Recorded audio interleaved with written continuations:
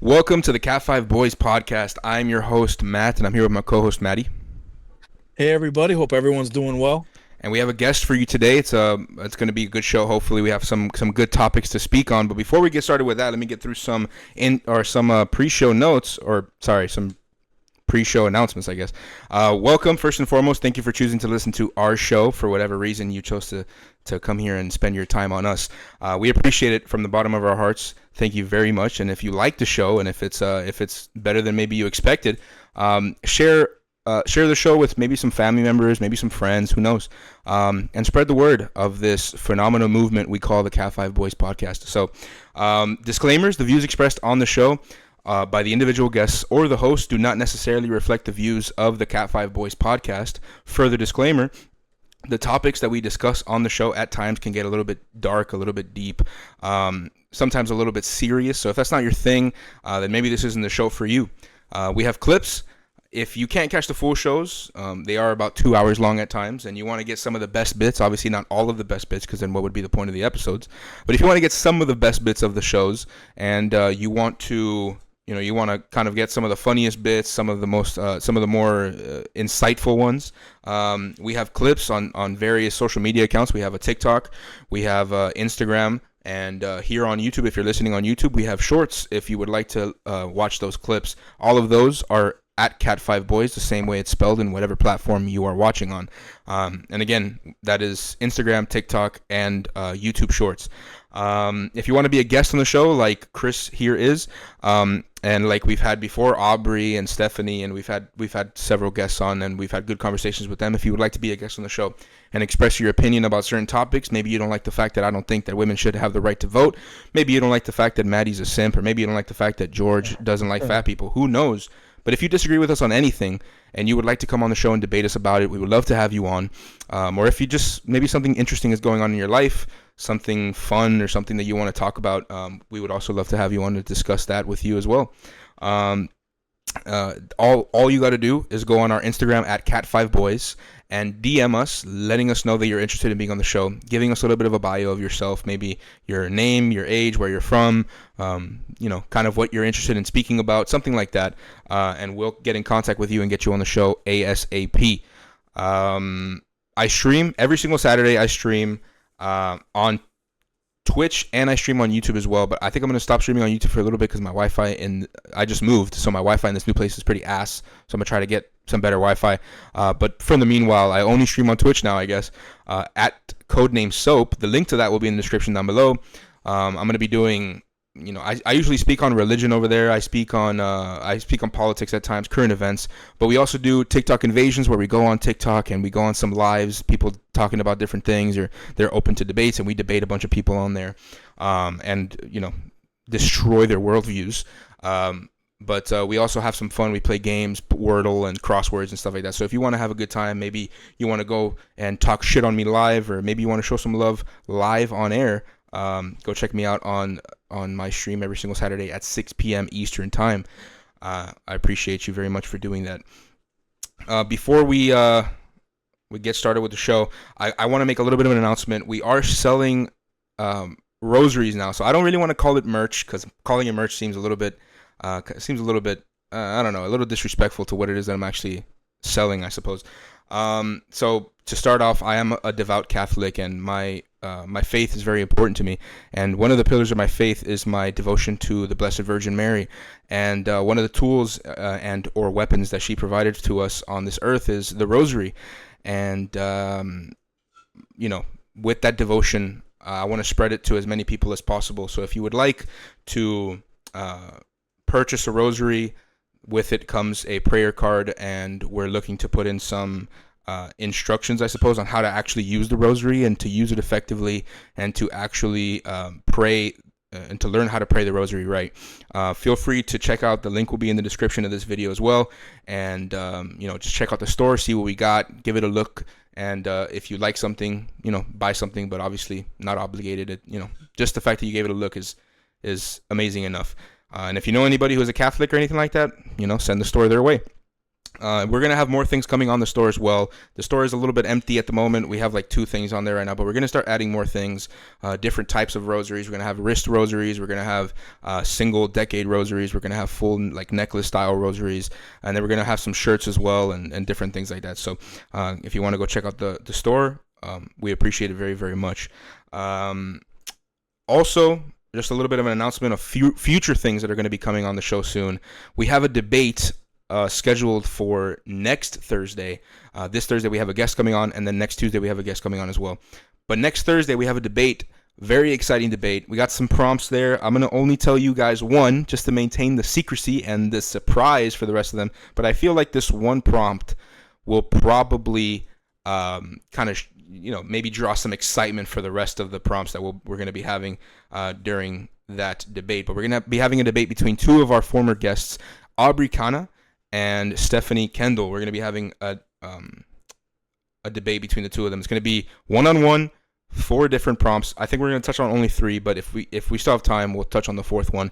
And it's going to be great. I'm going to be moderating the debate, so I won't be talking. I know you guys kind of probably get a little sick and tired of hearing my voice, so I won't be talking. It's going to be them 2 debating back and forth on these different topics. I'm only going to tell you guys one. Should trans women be allowed to participate in women's sports?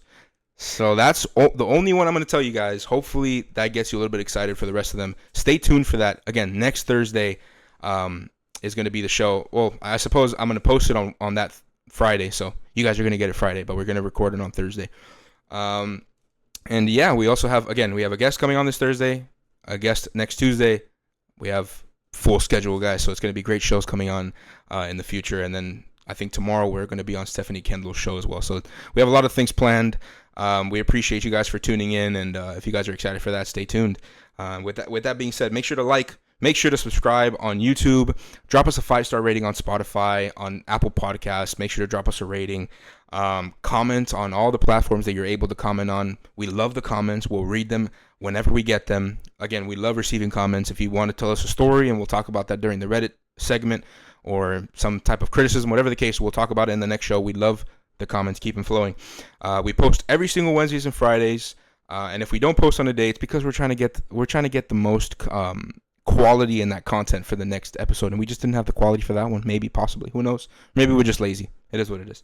But we appreciate you very much for tuning in every single time we do post. With that being said, and without further ado, let's get some introductions. First and foremost, our guest today. Just say your name, your age, your location, a little bit about yourself. Something's going on. How's everything? Yeah. So I'm Kris, aka Just Some White Guy on YouTube and TikTok. I am 29. I actually turned 30 this year, so that'll be fun. I'm a burgeoning political commentator, mostly about political stuff and dating stuff. I'm really interested in the relationships between men and women, so I kind of focus on that a lot. I am a Philadelphia Eagles fan, so Cowboys suck. Yeah, let's put it out there. Eagles fly, Eagles fly. Yes, sir. Super Bowl champions. Yes, sir. Get out of here, cheesehead.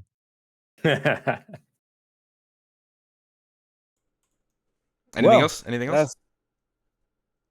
No, that's all I've got. All right, wonderful. Again, we're very grateful to have you on the show, and hopefully we're gonna have a very good and productive show today. Maddie, how about you? Tell the show a little bit about yourself. I know we've had you on, or you're one of the co-hosts, so obviously you've been on almost every single episode, if not every single episode. But just we have a new guest on the show, so just tell them a little bit about yourself and how's your days been ever since the last show we did. Oh man, everything, well, for anybody who's new here, I'm Maddie. I'm one of the hosts of CatFiveBoys. I'm 24 years old. And everything's been good, man. I think the last episode we did, I think I was under the weather still, and I'm a lot better now, so very thankful for that. Everything's been going well in my life. I'm very sad though that last night OKC, the Thunders, they lost. W. That's okay. It's okay. Yeah. We'll come back though. We'll come back. I got to watch that. That was a little sad to see. Yeah, we'll come back though. It's okay. We still have time. But everything's been going well, man. I can't really complain. Life is going well. Everything in job, everything with my friends is going well. So I can't really complain, man. Life is treating me very well. I'm very happy. Phenomenal to hear. Phenomenal to hear. So, well, I suppose it's my turn. My name is Matt, and I am I am a host of the CatFiveBoys podcast. I am 21 years old, and I am from South Florida. So you know, I suppose since they're both talking about sports today, FC Barcelona lost against Inter Milan. Internazionale, soccer. I know I'm in the United States of America. We don't really watch that much, but I do. I love the sport. So I guess I'll interject with a little bit of soccer as my sport. Yeah, they lost today. So listen, we keep it moving. Next year we're gonna be here stronger than ever. Forza Barça, Visca Barça. Anyways, we move on. Everything's been good ever since the last show. I've been doing all right. Same thing, different day. Thank the Lord for another day of living. Obviously, can't forget to do that. But yeah, everything's been good. Everything's been good. Just excited for another show and another guest to have on and to be able to have good conversations with, hopefully. With that being said, thank you guys so much for your introductions.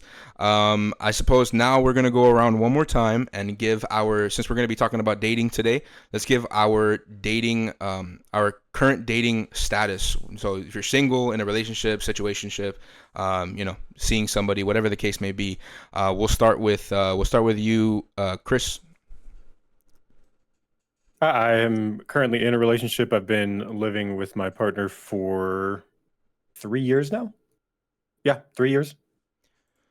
Okay. I am divorced. I was married before I got in this relationship. I was married for 4 years before we got divorced. And was that marriage your longest relationship? Yes, that marriage was my longest relationship. We were together for, I want to say, 3 years before that marriage. So we were together for 7 or 8 years. Oh, so you guys were together for a long time. Who ended it, if you don't mind me asking? You or her? She is the one that ended it, but she had every reason to end it. I used to be a real son of a bitch back in the day. Oh, okay. But she was obviously she was the one who initiated the divorce then? She left, like physically left, and I had to actually do the legal proceedings of the divorce. Okay. And your current relationship, is this or those two relationships the only relationships you ever had in your life, or you've had more? No, I got around a lot in high school. Okay. that was part of the problem with the last marriage. Okay. So you've obviously been around when it comes to the relationship avenue or arena, I suppose. And you're not currently married with your current partner, right? Right. And are you just been dating? Are you looking to get married or not really? We've talked about it a few times. We haven't fully decided on it yet, though. Okay. And you said you've been living with her for how long? 3 years. Okay. And you've known her, I suppose, been together romantically for how long? Probably 5 years. Okay. Yeah, I suppose that's it for my questions. What about you, Maddie? What's your relationship status? Currently single. Any past relationships? No, not really, bro. Not really, no. Okay. Just a lot of friendships, huh, buddy? Yeah, man. I mean, it's I guess a lot of especially in South Florida, it's literally, it was ranked from a study, ranked one of the worst places in the US for dating, as a young person. And I guess a lot of the girls down here, once they realize they, because you know how it is, like sometimes the guys will be acting all sincere and like they're a genuine good guy, and the girls think it's all an act. But Mm-hmm. sometimes we are genuine and we're good, and I guess they didn't realize that. So I'm out here chilling though. I'm not looking for one, but at the same time, I'm chilling. Yeah, you're not looking for one, but if one comes, you're not gonna complain. Yeah, bro. I mean, I'm happy with the way my life is, bro. I would love to have someone, to go out with and talk to, all that good stuff. But I'm chilling as it is, bro. Do you think you'll eventually want to get married though? Like eventually you'd want to settle No, down and 100%. I 100%. If it was up to me already, I would have already been married and I would have already had my little mini me. I really look forward to being a father and having my little boy. that's good. That's good. All right. Well, I suppose my time or my turn. I am currently in a relationship with my fiance. I've been with her for 4 years now. She's been my fiance for like around, I would say, maybe like 7 months, 8 months since December of last year. So give or take like 7 months or 6 months, 7 months actually. So yeah, I've been with her for that long. We're looking to get married soon, obviously. With the ring comes the marriage eventually. But yeah, obviously looking to have kids as soon as possible. But whenever that possible comes. But I am currently in a relationship, and she's been my only partner ever in my entire life. I've had little flings and situationships and shit like that before. I've fucked around before, but nothing serious like this. And she's amazing, and I'm a lucky guy to say the least. But with that being said, those are the relationship statuses out of the way. So as you guys know, if you listen to the show, as you guys know how this works, we're gonna go into some Reddit threads now, and we're gonna talk a little bit about. We're gonna kind of focus this show sort of on relationships and political stuff to a certain degree. I also kind of want to touch on something individually later, but we'll save that for later on in the show. But for now, we're going to do the Reddit threads. We're going to do 2 different Reddit threads, change my view and dating advice. So we'll start with the change my view to see let's see how Kris and Maddie feel about this one. Change my view. It's perfectly reasonable to drop friends over political views. I'll start by clarifying that I'm a leftist, and that will inform a lot of the examples I use, but I don't think you need to be a leftist to agree with me here. Lots of people, admittedly less these days, talk about how silly it is to stop being friends with someone or dislike someone over their political views. I don't agree. People who say this act as if politics are some given trait or private matter like religion or culture, when it's inherently not. Especially especially in a democratic country. A person's political views have an impact on the society they are a part of. Yes, people inherit their beliefs from their family or whatever sometimes, but ultimately political views are rarely arbitrary. People tend to have reasoning to support theirs. I want to exclude from this people who clearly haven't critically engaged with their views or politics. If you grew up in a Republican household, for example, and you study engineering and kind of just follow headlines, you aren't really responsible for those views. Also, I mean this more for close friends. If you run into the same circles as someone you disagree with, there's no reason to make an issue of it if they are not someone you're close with. Trust, love, etc. I'm not just talking about hateful or extreme views, though, like thinking that gay people are sinful or supporting the deportation of green card holders for expressing their beliefs. Even basic beliefs about tax structure, regulations, or welfare, just because those aren't flashy/provocative, doesn't make them unimportant. They are often more impactful and broad if in reach even. Like I said, I'm generally a leftist. If you are a quote-unquote moderate or believe in fiscal macroeconomic policy that maintains the status quo, I think I should be totally justified in having a problem with that. 60% of Americans live paycheck to paycheck, and you believe that's okay? That's your right, but to me it shows we don't have the same values, and I don't want to have a close relationship with you. Let's say you're a right libertarian leaning, and you think a too powerful state poses an existential risk, or maybe you think property is a God-given right and wealth redistribution violates natural law or something. If your friend believes in lots of regulations and democratic socialism, I think you have a good reason not to want to be close friends with them. Look, I'm not saying you should do this. I have a lot of friends that I disagree with about this stuff, and I'm willing to look past it. I just think politics are a legitimate reason to end or loosen a relationship with somebody. Thanks for reading. So we'll start with you, Kris. What are your initial thoughts on that post, and do you disagree with this person, or? I disagree in part. I think that everybody has a right to decide who they are going to be involved with in any aspect of life. So you don't need to have a reason to not be friends with somebody. You should have reasons to be friends with them. I do think that dropping a friend for their political views, unless they're extreme, is a bad idea just because people's political views are constantly changing. It's there's a pretty common trope where you're supposed to be, if you're conservative and you're young, you have no heart, but if you're democratic and you're old, you have no brain. It's a very common trope from back in the early 2000s. Because over time, as people grow older, they generally do get more conservative. So people's views absolutely do change over time.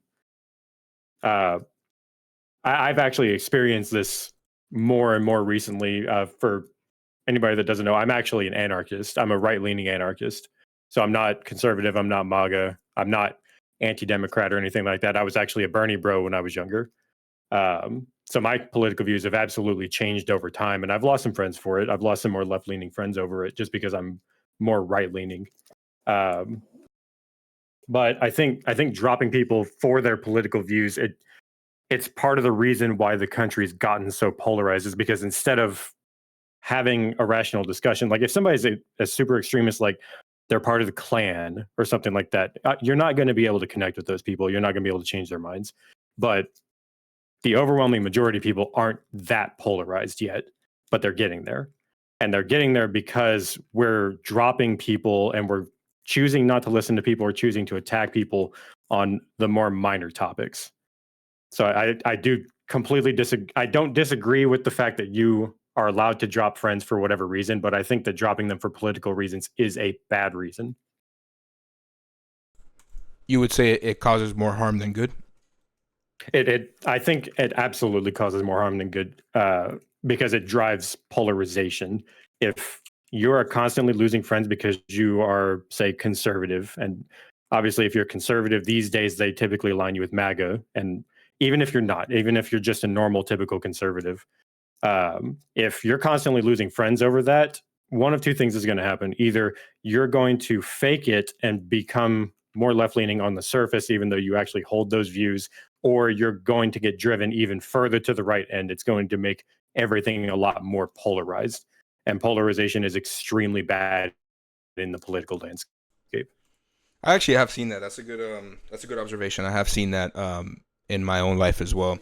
Myself, actually, I've seen that a lot. Where it kind of feels like eventually when you start losing people because of your political leanings, it turns into like a badge of honor to say, like it pushes people more towards that extreme, and they wear it like a badge of honor. Like, yeah, these people didn't want to be friends with me. Fuck them. I am whatever this like label ascribes me to be, or whatever the case. Or I'm much more that way now because they left me because of that, so they're the bad guys. So I'm gonna be the good guy and be more so on this side. But I've seen that before. Yeah, that's becoming that's becoming an extremely popular thing with the more right-leaning crowd. Is the left is starting to use the words Nazi and racist and sexist and transphobic and stuff more and more and more over less and less and less of an issue. So people on the right are actually starting to be more okay with it, of being called a racist, because they think that the left is just they call everything racist, so it doesn't actually mean anything to be called a racist. So why not wear it as a badge of honor at this point to be called racist by somebody on the left? Yeah, it at some point it did become kind of like a oh, see, I got under your skin kind of thing. I won because now you're calling me a racist, so I know I got under your skin enough. Yeah, I see that for sure. Maddie, what are your thoughts on this post? So her question was, is it okay to cut people off because of their political views? It was more of a position that she took that kind of you're supposed to disagree or agree with, I suppose. I guess the way she kind of framed it, it was more so like a this is what I do versus this is what should be done. So I guess I'm going to frame it differently and say she thinks that it's okay and that she condones. If anything, she prescribes that you, I suppose, stop being friends with somebody for their political beliefs. Like you should be okay. Like it's okay to not be friends with somebody because of their political beliefs. Okay. Yeah, I just wanted to summarize it that way I could word my answer correctly. Yeah, I know I stuttered through that whole thing, but Anyways, go ahead. Nah, no worries. Me personally, I don't think any of that anything matters. You are who you are. I don't give a shit as long as you don't affect me, you don't disrespect me, you don't verbally attack me, physically attack me, mentally, anything. As long as you respect me and vice versa, I don't give a shit. I actually have a couple of friends that are complete, or people that I associate with on a daily basis that are complete 180s of everything I believe in, everything I how I view things and everything, and I get along with them, and we have discussions about the things we have differences, which is a lot, and I don't disrespect them, they don't disrespect me. They express their point of view, I express my point of view, and then we just go about our day. I feel that that's how shit should be, because why does it matter who you personally vote for, believe is the best politician, religion, who you believe in, what car brand you care about? Who gives a shit what your preferences are? Why are you gonna cut somebody off unless they're bringing you down, they're not supporting you, they're just negative, and they're not good people to be around. They're like I said, just I don't want to keep repeating it, but unless they're like negative Nancy's, like always having a problem, like always disrespecting people, always trying to make you feel little for your views. At the end of the day, your views are your views, their views are their views. Who gives a shit? Why can't we just be in a place where, you know, you are you, I am me, you have you, I have me. Let's just get along. Oh, I don't okay, you feel that everyone should, I don't know, fucking eat McDonald's, and I say everyone should eat uh vegetables and meat and steak. I'm not gonna argue with you. I'm not gonna be like, oh, you're stupid because of this. You're ignorant fat ass, and I don't want to be friends with you because you're an ignorant fat ass. No, your views are your views, and mine are mine. Let's just live in harmony, bro. Like I don't understand why, and it's so sad because I've actually had a few people when this whole election went on, uh, oh, and I'm sure we've all seen it on social media when it was announced that President Donald Trump, won the election. I guarantee at least so many people, if you guys use social media, saw on their stories. If you voted for Trump, don't ever speak to me again. You're a racist, homophobic piece of shit who supports this and that. It's like, whoa, like, really? Like, so the last 20 years of friendship, the last 15 years, whatever, it everything matters because of political views. Nah, bro. Like, and that's the thing people get twisted also. And I don't want to keep rambling, but I just, this type of like her view, this type of conversation, I think is important in today's society because at the end of the day, it doesn't matter what you believe in. Why does it matter what they believe in? Do you disrespect me? No. Do we respect each other? Do we get along? Yeah. Okay, then fuck it. I don't give a shit what you believe. You do you, I do me. At the end of the day, do you come home with me? No. Okay, go fuck yourself. Like, it bothers me how divided people have to be over political views when at the end of the day it matters, but at the same time it matters so little versus all the other real world problems that we have to deal with on a daily basis. So I mean, I guess that's my little rant. I can keep going, but Yeah. I No, want Manny, we everyone else to we love talk. your rambling, buddy. It's phenomenal. I think I would probably say like I would say something similar, but I think I would diverge a little bit when it comes to first and foremost in a relationship. I think aligning political views, aligning values, and especially religious values are very important in relationships, intimate relationships. I think those are very important. I would probably agree with this person in a relationship standpoint, but in a friendship standpoint, I think it's less of what you believe and more of what your actions are. Like there's a lot of people who are on the left who have very degenerate like uh, characteristics or like the ways they live their lives are very degenerate at times, and I think it's also on the right as well, but for the most part I think it's on the left because the right, the conservative side is a little bit more traditional, and usually they lean a little bit less from the degeneracy and things like that, and the liberals or the leftists rather, they kind of they kind of embrace the degeneracy, they embrace that type of stuff, and I think it's less of what you believe and more of how you live. Like one of the big topics for me that I probably wouldn't be friends with somebody if they disagree with me on is abortion. And like if you agree with me that life begins at conception, but you think that people should be allowed to have abortions anyways, up to the point of birth or whatever the case, then I don't know. It's just, maybe we can find some common in the sense of like, I'll disagree with you and it's whatever. But if you then live your life by carrying out abortions every time you get a girl pregnant or something like that, then I don't think I could be friends with you, to be honest. I don't think I can condone that type of behavior by staying friends with somebody like that. Or if you like you're kind of the type of person, like if I'm friends with this chick who's a leftist and she's OnlyFans and she's fucking tarot cards and all this type of shit, it's really lifestyle versus belief system. I know belief system influences lifestyle a lot, but I think for me it's more so the lifestyle versus the belief system and the ideals and stuff like that. I think it's more so the morals and the virtues and things of that nature. But definitely in a relationship, if you're like with a partner and you're differing very heavily on political beliefs, then I think that's probably a good reason to kind of sit down and have a good think as to whether or not you should truly be in that relationship, especially if that's a religious disagreement or difference. Like if you're a Catholic and you're looking to date a Muslim and they're like super set in stone with their beliefs, then I think you probably benefit by evaluating that relationship.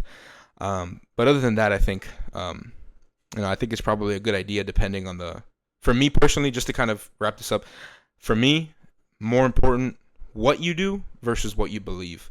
But a lot of the time what you believe kind of influences what you do. But anyways, that's my thoughts. I don't know if anybody else had any last thoughts on that.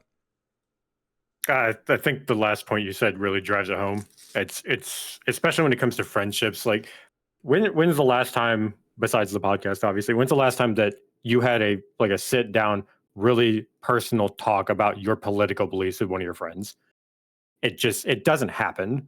It's not a thing that really happens. You'll see Facebook posts and posts on Twitter, whatnot, about people's political beliefs, but you're not going to have like a sit down, personal, face-to-face talk with one of your friends about politics unless you've had a few drinks. So for the most part, when it comes to friendships, it's mostly, like you said, it's mostly about lifestyle, and lifestyle is partially driven from your political beliefs. But for the most part, as long as you're just a normal, good person, I don't see a reason to not be friends with you. Yeah, I agree. Because most of your political beliefs are going to be completely unaffected by what I do or what I think. And it's going to be the same way in the reverse. What you think and what you do is most likely not going to change what I believe. No, yeah, making descriptive observations is different than how you choose to live your life, and I think that's kind of where it kind of comes from. Is if like I'm a conservative Republican, but if you're a Democrat leftist, and you live your life like a normal person, I'll still be friends with you. I got no problem with that. Even though I completely disagree with majority of what you probably have to say, I'll still be friends with you. And I think to kind of touch on what Kris was just saying there, when it comes to you probably won't ever really talk to your friend about a political discussion, like sit down one-on-one, you're talking about this type of stuff. You probably won't, but I think even if you do, at least for me personally, that's another thing where it's like what you do in life. If I'm friends with somebody who likes to have those type of debates and discussions, I love talking about political stuff. I mean, hence the reason I have the show. I love discussing political topics with people, like societal things, culture, disagreements. I love having debates with people. It's something that's a passion of mine. And weirdly enough, that's my passion. But anyways, I love having those type of discussions and having conversations with people about differing opinions. And if I have a friend who disagrees with me about whatever political topic or every political topic, and we talk about it, I think that's, if anything, that's a good way to kind of, have fun with your friend, especially if they find that fun as well. But at the end of the day, the views themselves, they probably could break a relationship, but I don't think that's, or a friendship, but I don't think that's a good reason, just simply alone based off of their views. I don't think that's a good reason to break apart a friendship, especially if it's a good one that's, withstood a lot of the trials and tribulations of life. I don't think just because they believe something differently, that shouldn't be the case or the reason why you stop being friends with them. But yeah, no, politics today is very divisive, so I can see why it would happen. But either way, that's me. I don't know if anybody else has any final topics or any final thoughts on that. No, I'm all good here. Maddie, all good? I'll just say one quick thing. Go ahead, buddy. Just I just really, I really think, regardless of political, religious, or any other type of views, you know, your friends are your friends, but people seem to use that term not to really understand that term. Friend is just somebody that your car breaks down, or they're gonna go to help you, and if you take you places if you need it, uh, or you're short on rent and they can spot you, or you just need time away from everything, and you guys just go somewhere, go to an IHOP, just drive to the beach, just go for a drive.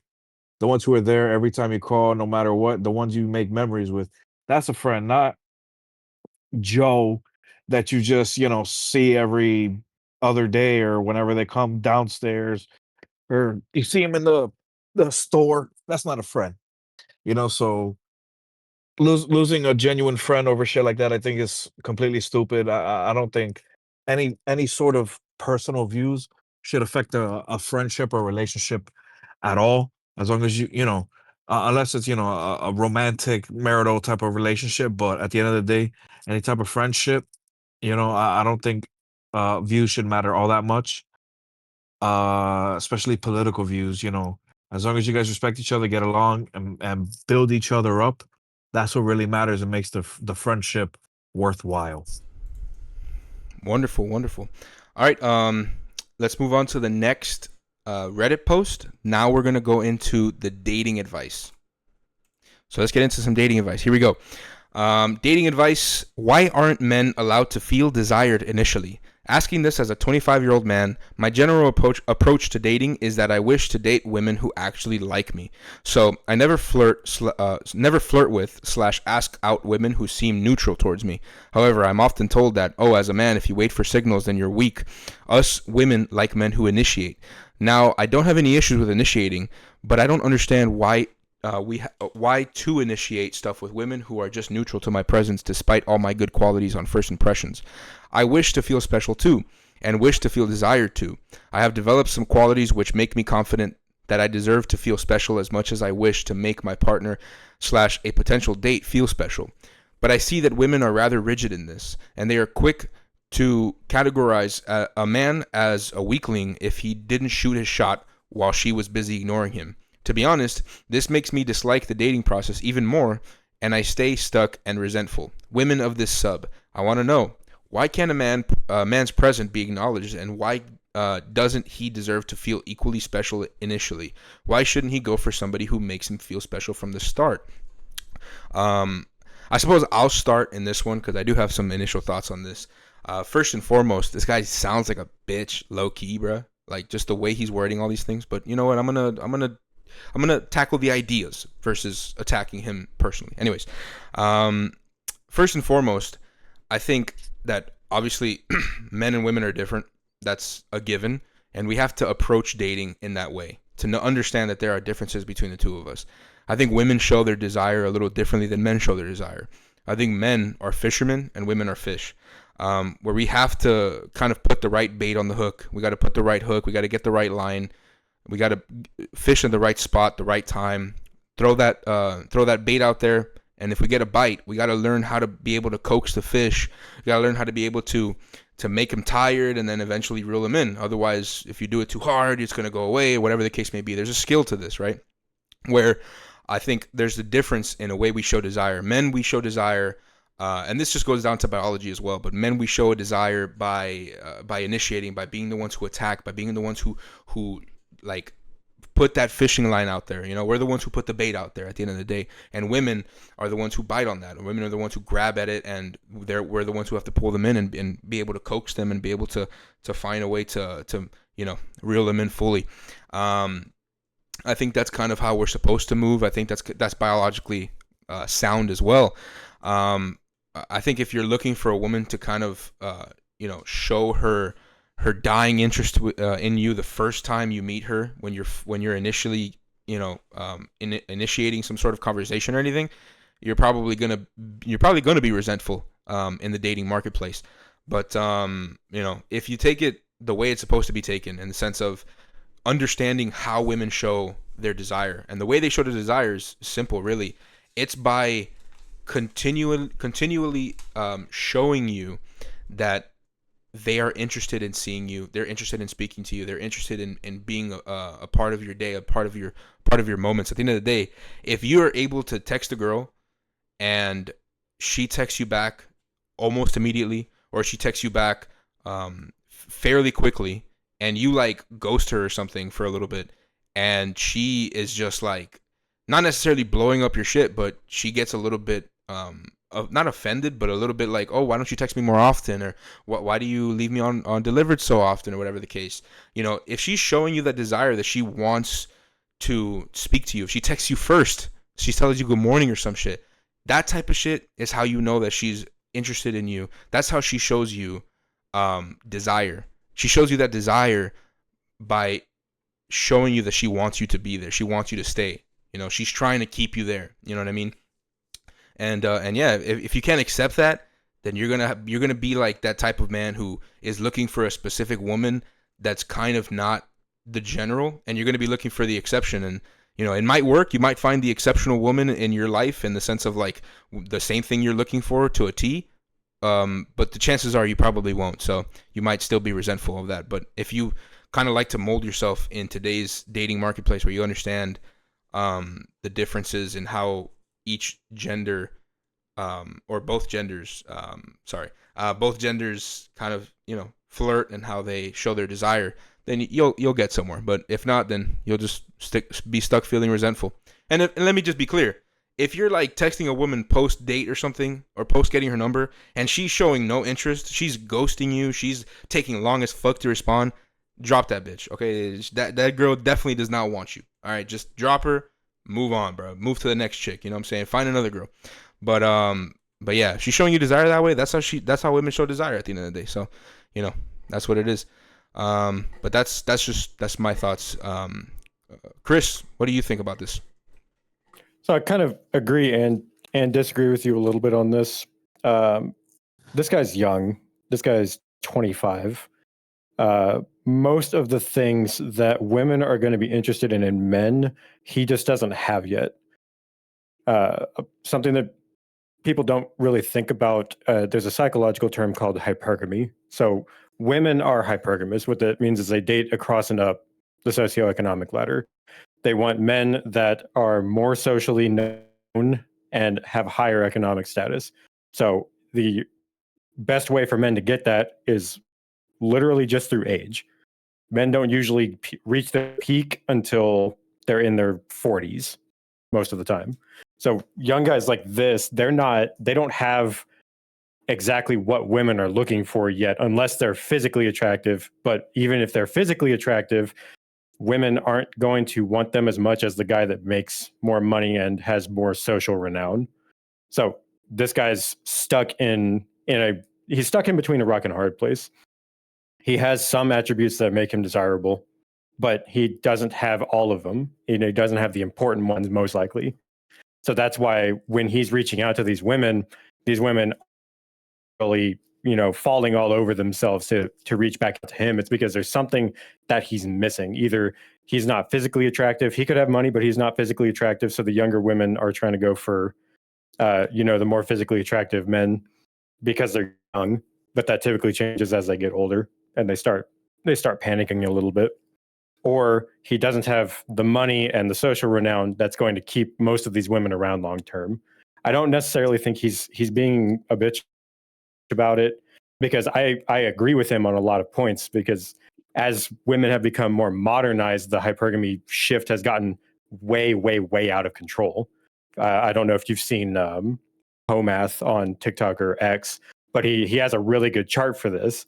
All the women that are 3s and above from a physical standpoint are all going towards the men that are 9s and 10s.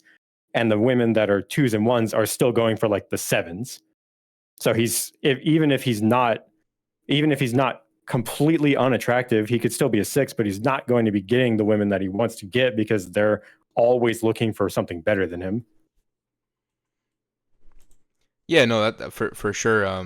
That's like you said, it's the hypergamy of today's, and it's just gone out of control. Women who are average are looking for the 1% of man, and obviously that 1% is only so much to go around. But at the end of the day, the reason why I say this guy is kind of being a little bit of a bitch is because at the end of the day, I think that when you complain about kind of not feeling, I guess, seen, because it's one sentence that really kind of brought it home to me that this guy sounds like a bitch, is this one right here. Let me see if I can find it. Why can't a man's presence be acknowledged, and why doesn't he deserve to feel equally special initially? Like I said, that kind of goes along with what I said. If you have all of those things, like if you're Brad Pitt, you walk into a room, everybody's going to be paying attention to you. That guy gets to feel special right off the rip because he earned it.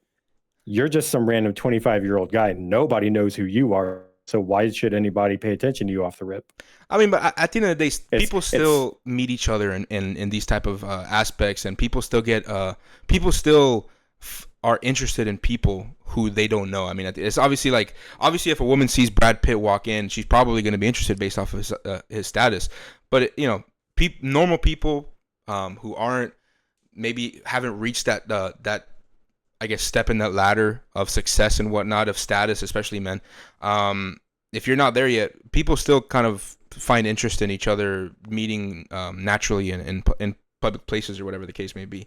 And I don't know. I just feel like if you're a guy and maybe you're not at your prime of life yet, you could still be attractive in a sense. Like, you probably still a fit guy. You're young at the end of the day.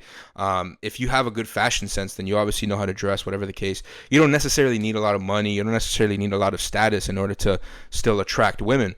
But just understanding that they show their desire for you differently than how you think they should be in your sense, I suppose. At least in this guy's sense, they should, the way he wants them to show off the rip desire.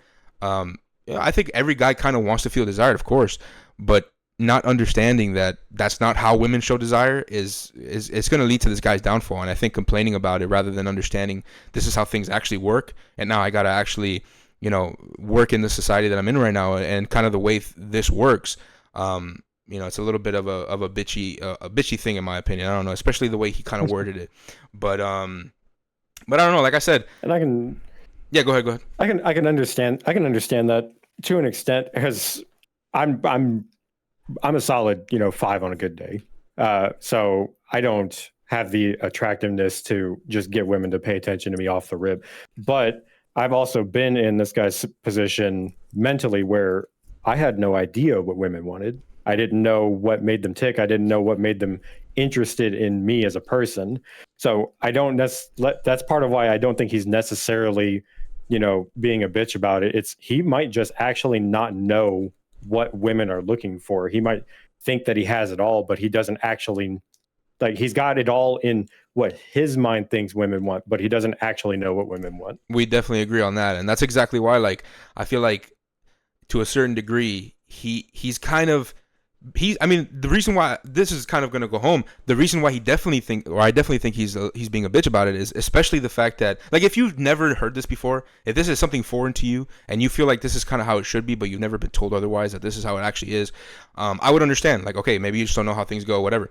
But he put in his post that he's been told before, not only by women but also by friends, that this is how that's not how it's supposed to go. That's not how it usually goes. That's not how shit works. And he's still kind of complaining about it and kind of saying, oh, why shouldn't this happen? I wish, this is making me resent dating. I hate dating now because this doesn't happen. It kind of just comes off as a little bitchy to me. But to go further in the point, I definitely agree with what you're saying in the sense that he's seeing it one way, how he wants it to be, but he's not understanding that this is actually not how it goes.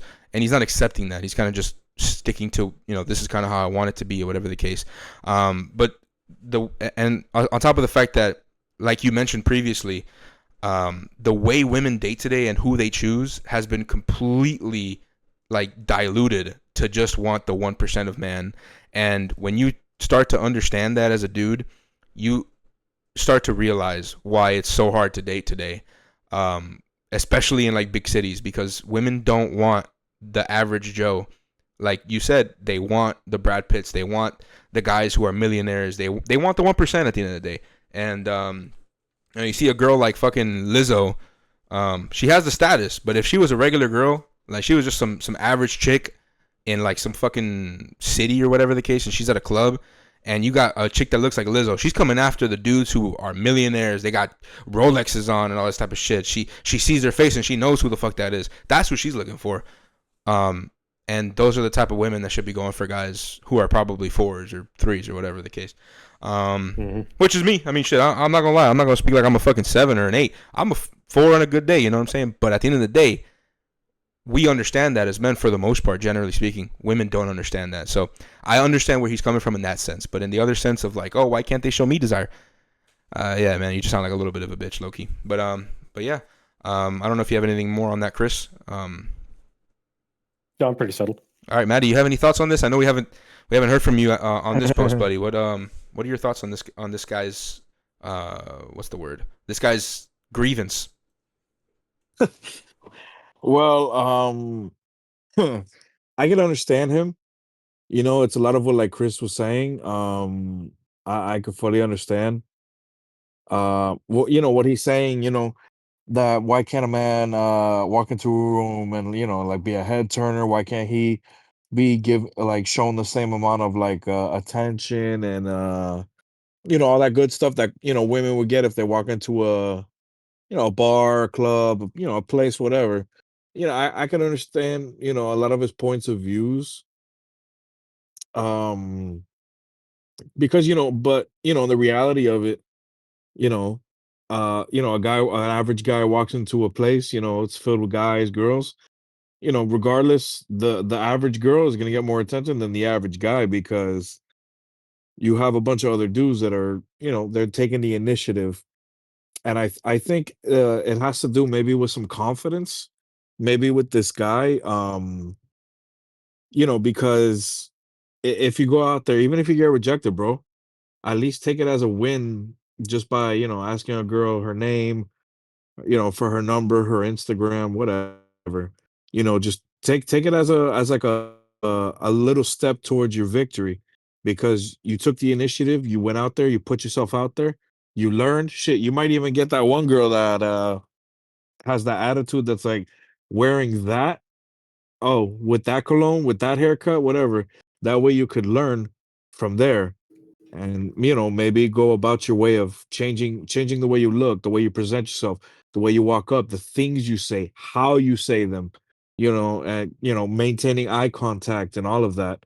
you know so I can understand him, but at the same time it's like Chris said, he's young, he's 25, bro. He's pretty much my age. I could understand that, like, I'm your average guy. I think I'm a solid, 6 maybe, whatever.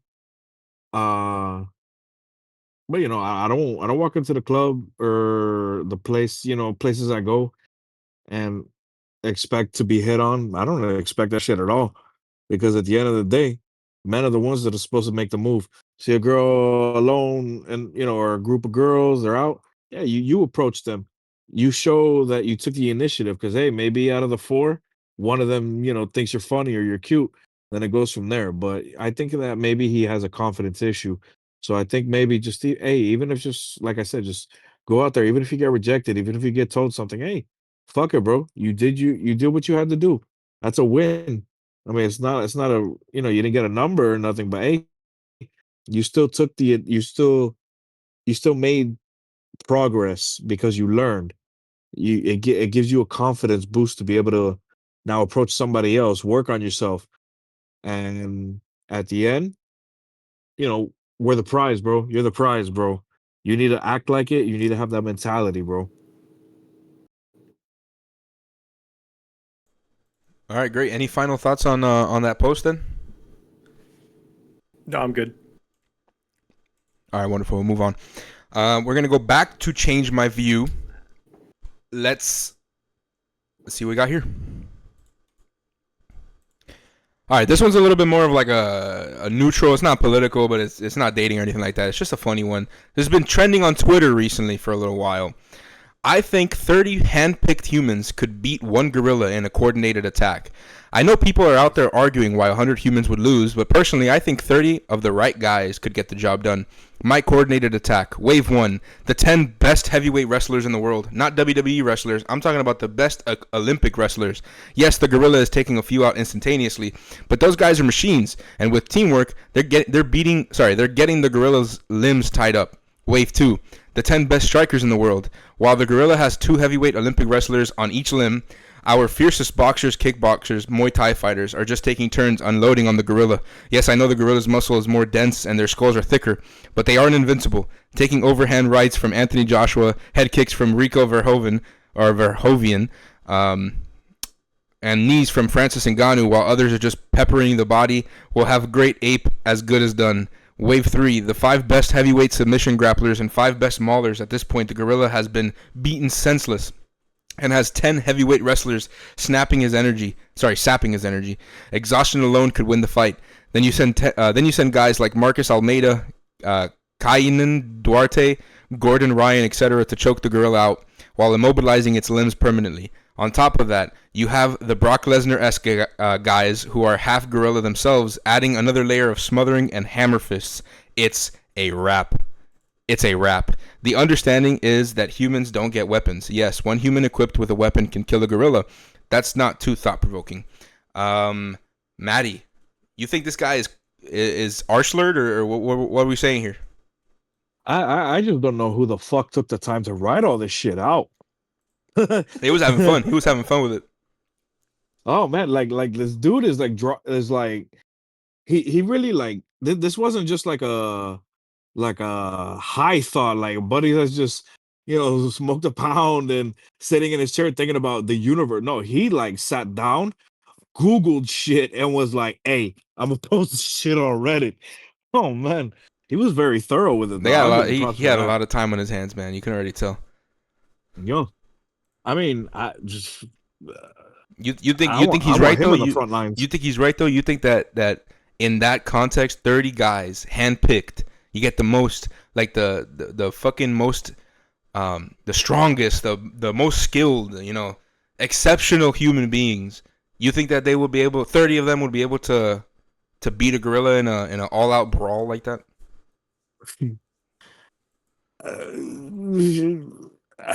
Maybe not the ones he said, but I guess 30 handpicked dudes. All I know is, bro, all you would really need is Eddie Hall. Put Eddie Hall in there with that gorilla. That gorilla ain't walking out. All right. What about you, Kris? What do you think about this? So I love all the memes about it, but you could put 100 John Joneses in that room. John Jones being the absolute, bar none, pound for pound, best UFC fighter to ever exist. You could put 100 of him in that room and they're not walking out. It's just not happening. People severely underestimate exactly how strong a gorilla is. The best thing they have going for them is endurance. If they can somehow out-endure the gorilla, then maybe they can win. I'm gonna have to disagree with you, man. I think I'm not gonna go as far as to say 30 guys could defeat a gorilla. I think 100 dudes, like 100 John Joneses, not even. You get 100 guys who are like fighters or whatever the case. They're fit dudes. You give them like,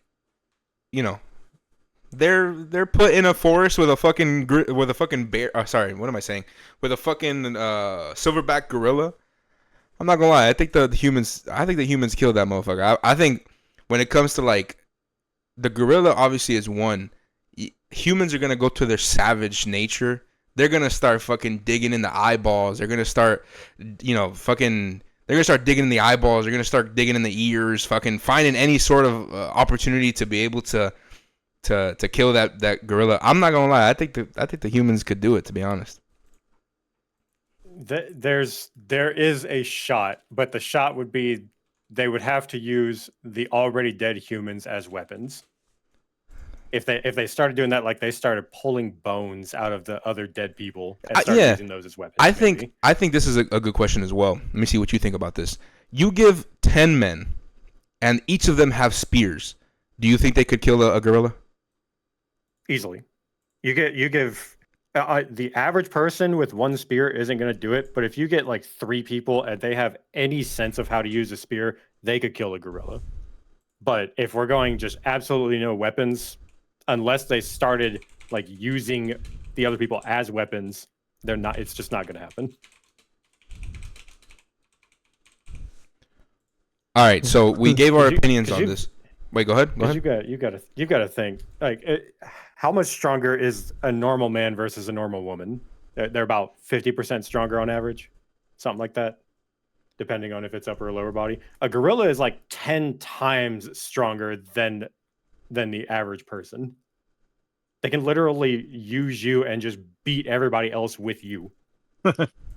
Yeah, I think they will pull you up by your leg, and if they don't instantly rip your leg out, you're going flying into everybody else. Yeah, no, those motherfuckers are strong as shit. I think if the humans weren't afraid to die, they were just going all out, like no fear is holding them back. I don't know. I feel like they probably would be able to do it, but it's like thinking about how the fuck would you even restrain a silverback gorilla? You can't even grab those fucking. You're gonna be flung in the air if you try to grab those fucking arms or those legs or anything like that. Like that'd be. I mean, you. Then again, 100 is a lot of fucking people. That's a lot of just imagining 100 people in one room. That's a lot of fucking people. So I mean, you possibly could swarm it, and then maybe the weight of all those people would be able to do it. I think that would be the best bet, is if they all swarmed it at the same time. Yeah, and then maybe just tire it the fuck out as much as you can. You know? You're probably gonna get flung, but get your ass up and get back in the fucking swarm. But I don't know. I mean, until you die, I guess. But let's see. Okay, so we all gave our opinions. I suppose we'll do it. We'll do this a 2-parter. First part of this: do you think that the Redditor is chatting shit, or do you think he's right? We'll start with Kris. You think he's right, or you think he's wrong completely? I think he's completely wrong. All right. What about you, Maddie? You think he's wrong or right? With this whole theory that this guy wrote? Yeah. Shit. I mean, I guess he might be right a little bit. I think when it comes to the 30, he's probably wrong. When it comes to now we're gonna go to the second part. 100 men, semi-athletic. They're good. They're fit, strong. Averagely strong, whatever the case. Maybe above average. 100 men versus one silverback gorilla. What are you saying? They're beating them or they're losing? Kris, what do you think? I think it's a lot closer than the 30. I still think they end up losing most of the time. Okay. What about you, Maddie? I mean, either way, I think 30 might be well. Well, I mean, yeah, you said that 30 might actually get the job done, so then 100 would probably get the job done, don't you think? Yeah. Okay. All right. I think 100. I don't think 100%, but I think that it's a good chance. I think the 100 would probably get it done. Now we gave our opinions. Let's see what ChatGPT thinks about this shit. I've used ChatGPT. Gonna bring us this question. Yeah, I've done ChatGPT before on the show for certain things. This is the first time I'm doing it for this type of question, these type of hypotheticals. But anyways, I asked ChatGPT, would 100 humans with no weapons be able to beat a gorilla? ChatGPT responded, in almost all realistic scenarios, 100 unarmed humans would not be able to beat a gorilla without suffering massive casualties, if at all. Here's why. Gorilla strength, combat conditions, coordination problem, and then fear and the hesitation of the human beings. It would technically be possible if the humans were coordinated like a military unit. They used tactics like swarming from all sides, restraining limbs, and sacrificing some members, and they weren't afraid to die. But the cost in human lives would be very high, but success is still uncertain. A gorilla isn't just strong; it's fast, intelligent, and used to brutal force in fights. Yeah, that's how ChatGPT sees it. I'm not gonna lie. I think I still think that 100 men could probably do it, but that's a good take on it, though. I'll be honest. Well, just as a little side anecdote, there's a different, not a gorilla, but there's a different monkey. I don't remember what species it is. I think it's bonobos. If two bonobo clans get next to each other, like they start encroaching on each other's space, if one clan catches one of the other clan in their territory, they quite literally rip him apart. Like they're tearing arms and legs off of the other gorilla. Now imagine what a silverback, which is even stronger than that, could do to a normal human. Yeah, no, that's going to be pretty close to impossible to take down. Yeah, it's just that's the thing. Like with your bare hands, how the fuck would you even just a simple attempt of restraining the thing would be hard in and of itself. It would have to be a swarm thing. Like Yeah, if you can somehow get like 50 people all on him at one time, then he's not going to be able to outstrength 50 people laying on him at one time. Yeah. I mean, getting the swarm done would be the problem. Yeah, I mean, if everybody just charges at once from every direction, and then you'd probably still have the ape probably swat the fuck out of some of them. But I mean, I think eventually you'd probably be able to, if you try to. I mean, I guess one way you could probably do it is try to just throw your body at the legs, try to trip him down, make him fall to the ground, and then just jump on top of him, and then all of them just do the same thing and just continue to fucking try to throw elbows and shit. I don't know. I mean. That's a tough one, but I don't know. I wonder if anybody's put this into the Epic Battle Simulator that they've got on Steam. I'm not gonna lie. Somebody has. Yeah, they probably have done that, but I'm not gonna lie. I think a good simulation like that would probably be funny. Somebody probably already done it, to be honest, but that'd be funny. But anyways, it's so crazy that this has turned into a whole ass trend, bro. For real. Real. You've got Mr. Beast posting about it. I'm pretty sure Elon said if Mr. Beast actually got it going that he'd volunteer. Oh yeah, I remember that shit. No, but I mean, at the end of the day, it is funny. It's a new trend that's been going around, or whatever the case may be. But I think to me personally, when I saw this trend pop off, I think it kind of stemmed from a previous trend, in a sense of it kind of took a little bit of inspiration from it. And we're gonna discuss this trend right now between us. This trend was the man versus bear in a woods scenario.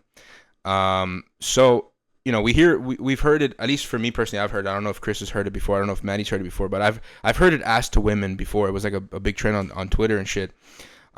Would you rather be alone in a forest with a random man or a random bear? But I think in this case, since we're men here, I'm going to change it a little bit and see you guys' answers.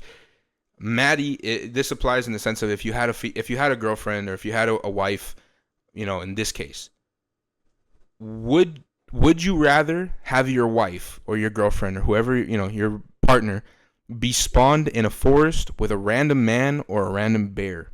Maddie, you first.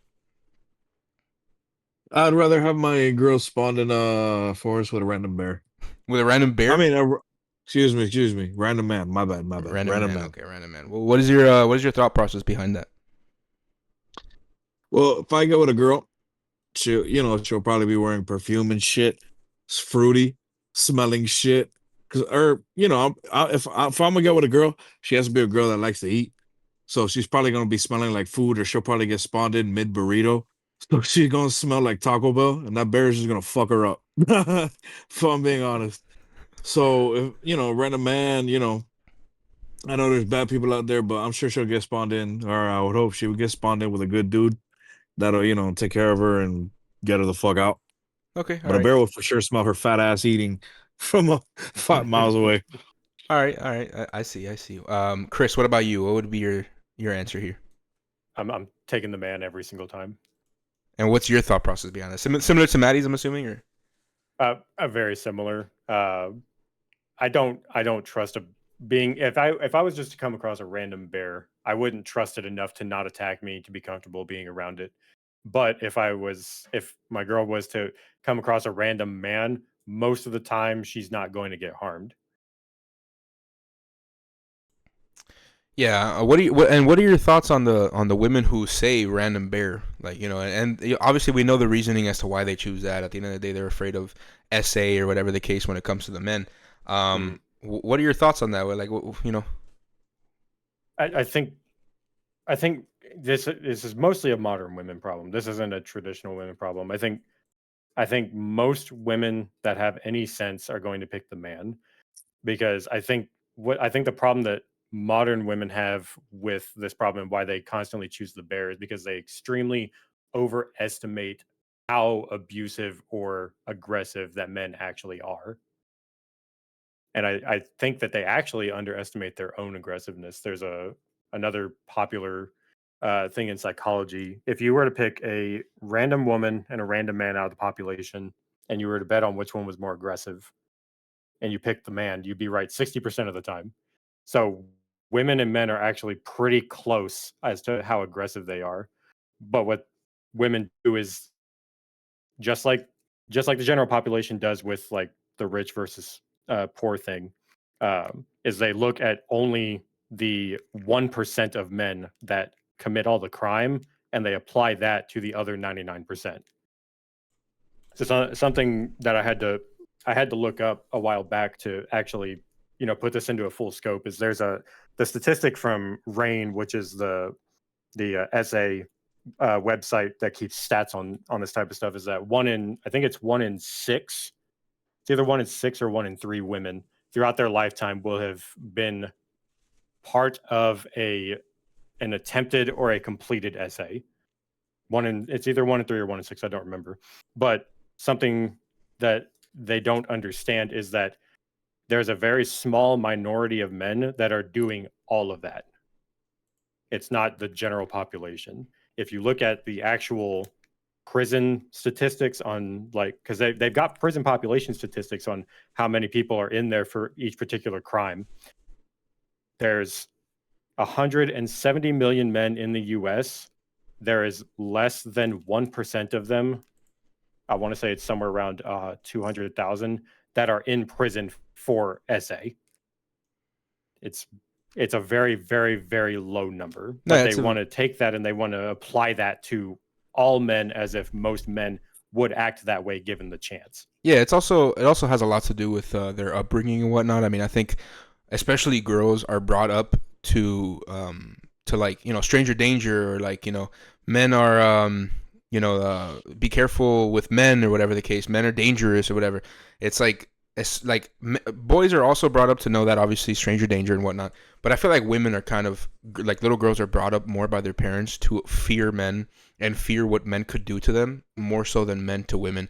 And I think a lot of the things is the reason why we see such a disparity in the numbers of violent crimes between men and women is simply because of the power dynamic. At the end of the day, women could probably do, or women do have the capabilities of doing a lot less physical harm to men than men are to women, simply because we're just biologically stronger, generally speaking, than women. But if we equal out, or if we change the power dynamics, we see how that completely changes. I mean, we look at the school systems, for example, and when women have the powers in these school systems, they're abusing their students way more than the male teachers when we look at the statistics. And so at the end of the day, for me, it's pretty obvious. The reason why women abuse men less, or at the very least statistically speaking, is simply because they don't have the ability to do so. If they had the ability to do so, if they had the power to do so, women would be disproportionately perpetrators of violent crimes towards men than we see right now in today's society with men towards women. And like you said, the statistics of men, like male violent crimes versus to women, it's blown completely out of proportion. And I think a lot of that has to do, again, with upbringing and whatnot. It's, girls are told from very young to fear men. They're taught how to fear men. They're taught how men should treat them. But they're never taught how they should treat men at the end of the day. So, but yeah, I definitely agree with you. And another thing to go along with that is that a stat that most people actually don't know is, if you look at interpartner violence, where somebody in the relationship is either physically or verbally abusing the other person. Uh, Something that a lot of people don't know is when the violence is entirely one-sided, where it's either the man is abusing the woman or the woman is abusing the man, but they're not abusing each other, the woman is actually more likely to be the one perpetrating the violence. That's 100% true. Yeah. And And another, a lot of people don't think about that because all they see is the people that are getting arrested for it. And the people that are getting arrested for it are only getting arrested for it because it's a much more violent act. yeah, It's exactly. because women don't like you said, women don't have the physical capabilities of abusing a man that much. Like some women can, but most women can't. But most men can absolutely beat the hell out of a woman. They have the complete physical capability to do that. So even though women are the ones perpetrating violence against men more, men are the ones getting arrested for it because when they do abuse a woman, it's always violent. Yeah, to a much higher degree as well. Yeah, and when we Mhm. and we also another kind of interesting statistic as well to look at in this case is when you look at lesbian relationships as well versus gay relationships, like a male and a male together versus a woman and a woman together, the women together way higher rates of abuse and domestic violence than oh sorry, I couldn't say that. I should have said DV, but way higher rates of DV in the lesbian relationship than in the gay relationship. That's another thing to think about as well. When you put two women together, they are much more likely to abuse each other than if you put two men together in a relationship. That's just, Mm-hmm. which is just goes back to what I was saying in the sense of when you equal out the power dynamics, when there's no longer a disparity in ability to hurt or to harm, then the harm increases for women. But when you do it the opposite, when it comes to men, you can see the harm decreases. But maybe not to such a staggering rate, but definitely still decreases. There's the old quote from Teddy Roosevelt: "Speak softly, carry a big stick." And there's another saying that goes along with it: "An armed society is a polite society." Well, if both of the people in the relationship are armed, as they would be in a gay relationship, they're going to be a lot more polite because the capability of physical violence breaking out is a lot higher, and no person actually wants that to happen. Yeah, 100%, and that's that kind of also goes to, we always look at the physical violence, and women like to hone in on the physical violence as like, oh, this is why men are bad or whatever the case. But we also like to forget and like to neglect how women do violence, I suppose, and since they have a power disparity and they're not able to use physical harm as a method of harming somebody, they use manipulation, they use mental tactics, they use these different types of mental like attacks in order to get their way, in order to destroy, in order to harm. I mean, when you look at a woman who has a disagreement with another woman, what does she take? What does she say to that woman? Or at the very least, what does she say behind her back? Oh, she's a whore, or she's a bitch, or she's really ugly, or look at that dress, she makes her look fat as fuck, or whatever. But when a guy has a disagreement with another guy, either we're fighting this shit out, or I'm not talking to you no more. You whatever the case, like that's usually how it goes at the end of the day, because there's just it's a difference in how we take care or how we deal with problems amongst each other. Simply due to the power dynamics, but yeah, that's a good point. And a lot of those times, if those guys actually respect each other, but they have a really bad disagreement, they'll just beat each other up, and then they just go right back to like things were normal. But with women, it's not. With women, it's not like that. It's because it's all reputation destruction, and there's no way to come back from that. Yeah, once you tell somebody that this bitch has been through 10 fucking STD guys, and there's no coming back from that at the end of the day. But if I beat the shit out of my homie and we start getting into a fucking scuffle, we might have some bumps and bruises, but at the end of the day, he's still my guy. We're still homies at the end of the day. But yeah, no, I definitely agree. Yeah, Maddie, do you have any thoughts on this? Um, I totally lost the train. That's okay, Maddie. I understand. So I'm assuming you have no thoughts on this then? Nah, buddy, I'm sorry. All right, wonderful. So I have another question here. This is also has to do with dating. Just to the both of you, what are your ideals, or I suppose what is your ideal relationship dynamic I suppose in your own relationship or whatever the case, like for example, do you think the man should be the leader? Do you think it should be 50-50? What are your ideal dynamics in relationships? We'll start with you, Maddie. What is your, if you were in a relationship, how would you want that relationship to be structured? Uh, damn, bro. I mean, I don't really know, man, because I haven't really had experience to know, um, what it is to have like a 50-50 or to have where it's mostly me or mostly her. But I mean, I guess, Yeah, just based off I of what you think, like what you think would be better. from what I would think, or maybe how I would want, I guess, would be maybe in the morning, not in the morning, in the beginning, uh, for it to be, mostly me, you know, uh, doing the driving, paying for the things, initiating the plans and shit.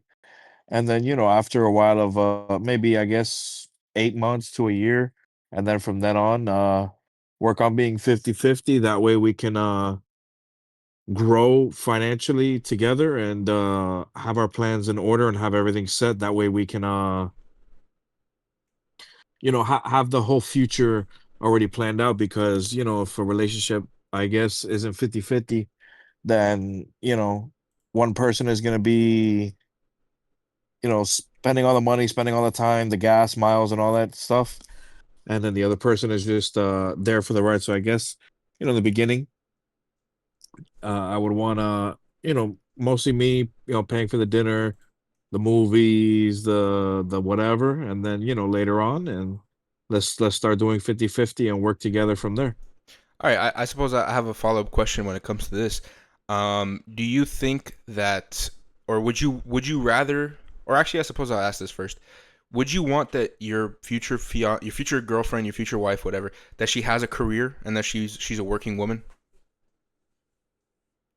Hmm. Sorry, bro, I was mid yawn. I'm sorry. No, it's okay, no Yeah, problem. 100%, bro. Okay. Would you also want, or would you want that your future girlfriend or fiance or wife, when you have kids, that she's a stay-at-home mom, or would you rather her like be a working mom who kind of, you know, I guess parents with you, whatever the case? If I had the opportunity to give my wife the ability to not have to worry about money or her having to get a job and have to deal with bullshit, and for me to be the one to have to take on that responsibility of all the bullshit and everything, I would want to give her that opportunity if I could. But and I'm praying that is the case for my future. But I would for sure, obviously co-parenting, bro. Yeah, but would You you know, I like would. would you want that in your relationship, or would you say like, oh, it's like I want to be able to give her the option versus I want her to do this. You know what I mean? Well, then I'd for sure want to give her the option. So you wouldn't necessarily want that like to be the case. You would just want to be able to provide her the option. Yeah. Okay, all right. You have any further thoughts on that, Maddie? No, buddy. All right. I pose the same question to you, Kris. What is your ideas on your ideal relationship dynamic between the man and the woman? 50-50. Man is the leader, woman is a subordinate. What do you think?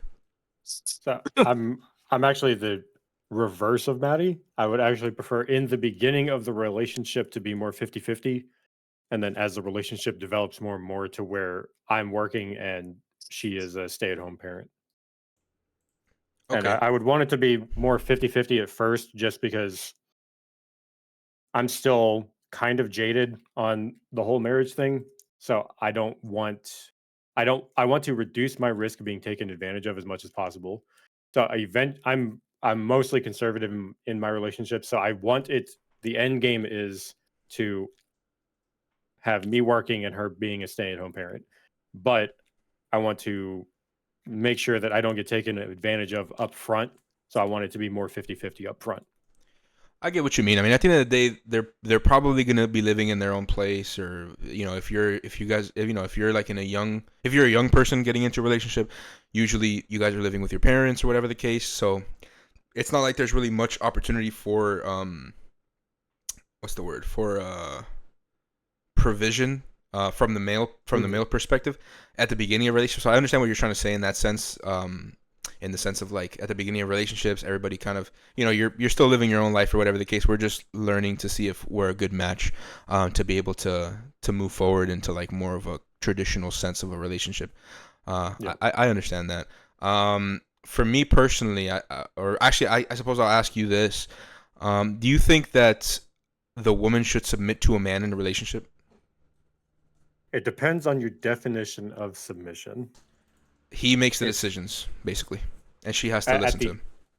At the end of the day, yes. I think if you're going to be in a relationship where one person is providing basically everything for you, if you're going to choose to not follow that person, then the relationship's not going to end well. So you would say that if the man is providing, she should listen, but if he's not providing, then she shouldn't?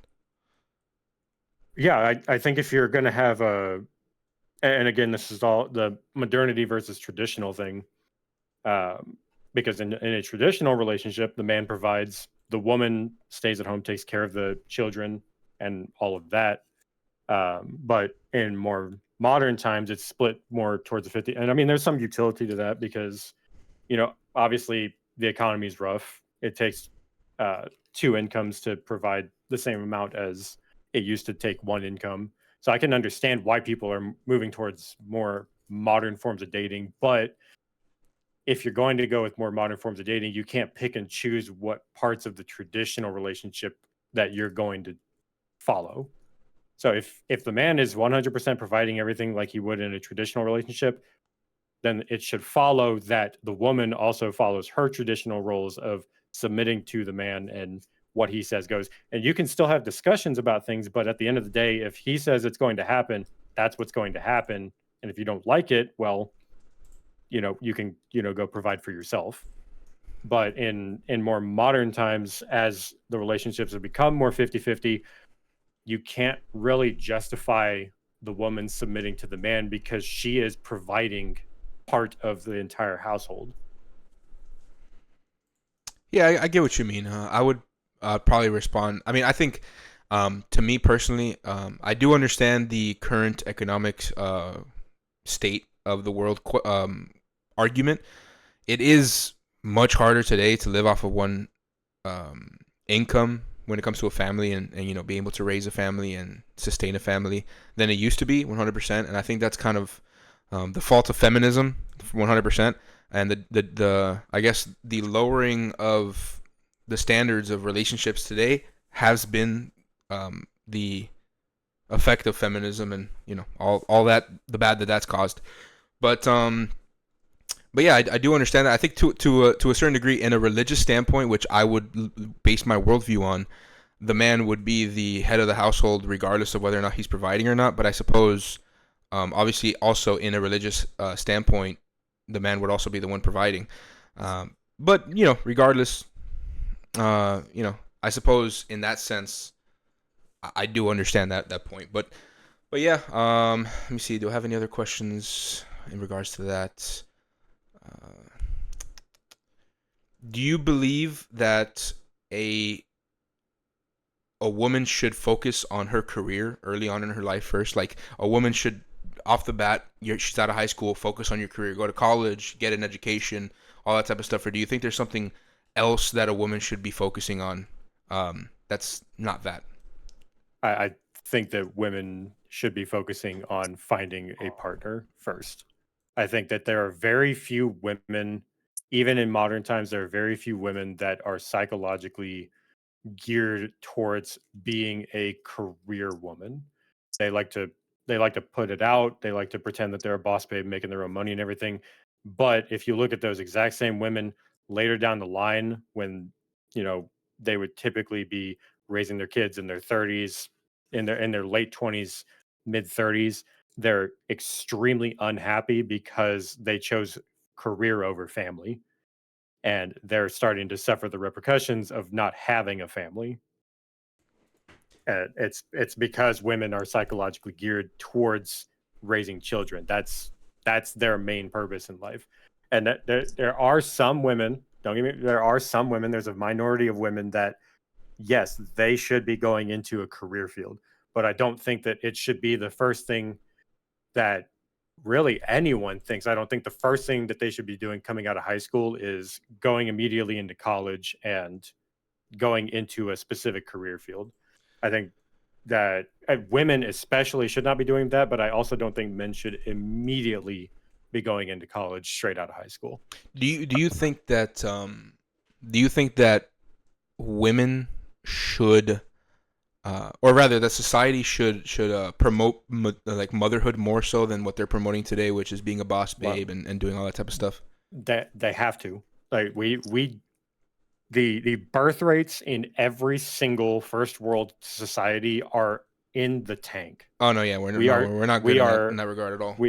We are going to lose the entire first world if we do not do something about the birth rates. And one of the reasons that we don't have the birth rates that we need is because we're promoting careerism over parenthood. And that's on both fronts. Men are more likely to choose just focusing on career instead of having a family as well. And men do need to focus on a career, but they also need to realize that they're not going to be happy unless they also have a family.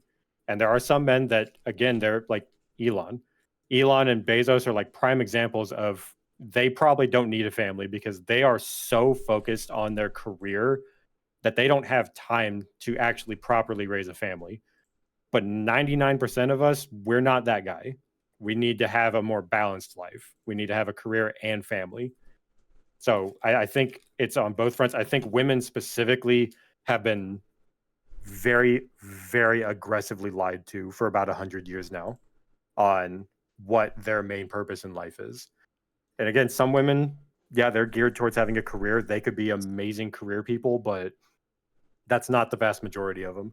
The vast majority of them should be trying to raise a family, especially when they're younger, because the older you get, it's well known, the older you get, the more likely you are to not be able to have children. And if you do, the pregnancies are much riskier, especially when you're after your 30s. Oh, 100%. So I think women need to be focused on a family first. They need to be coming out of high school, and if they want to go to college, I guess I don't see the point in wasting a couple $10,000 if you're not purposefully going into it for a career. But I think women out of high school should immediately be trying to look for somebody to settle down with and have a family, because you are at your most fertile time in life. Men are going to be most attracted to you because men are most attracted to women in their early 20s. So you are most likely to find a partner that's attracted to you. And the longer you wait after that, the less likely that you're going to get picked. So it's so backwards, man. No, 100%. It's been so backwards for so long. Yeah, and that's definitely the fault of feminism. Like through and through, 100%. That's been the root of all this evil, really.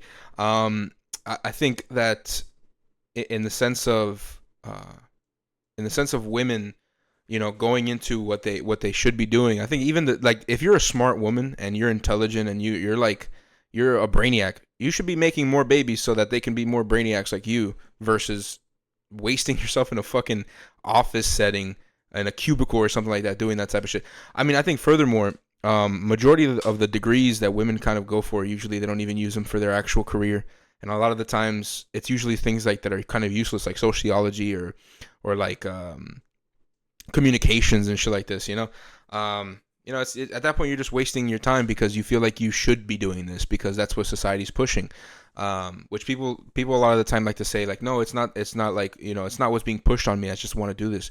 But at the end of the day, you're going into degrees that mean nothing and they're fucking useless because at the end of the day, you feel like you should be doing that because society has pushed it on you. But, obviously there's that little bit of denial in people today. Maddie, what do you think about what Kris was just saying about women, that they should be geared or they should be influenced into going into finding a relationship, a person to settle down with, create a family first, and then you can worry about your career and your school or whatever the case may be. What do you think about that? I mean, if you think about it, like kind of logically, it's like he said, if you get a boss babe, right? Like if she, this is just my opinion. It's most likely not a fact, but if you think about a woman who gets a career, she's got a fantastic job. Let's say head of HR or one of the top dogs at her job.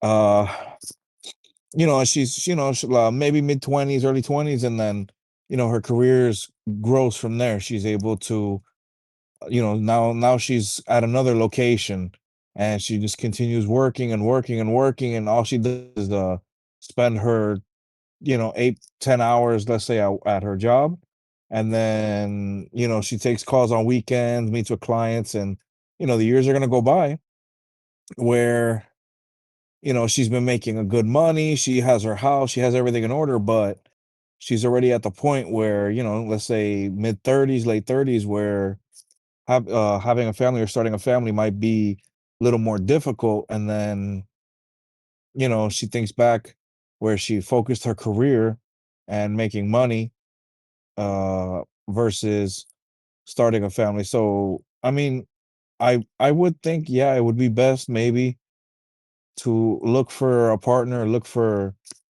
your significant other while in your early 20s and everything, and maybe even do the career at the same time, and just grow with your partner from there, and grow with your person from there. That way you get your career, you start your family, and then you're set. You're already set with everything you've wanted and needed. Okay, yeah, I definitely agree on that. I mean, especially the birth rate crisis today.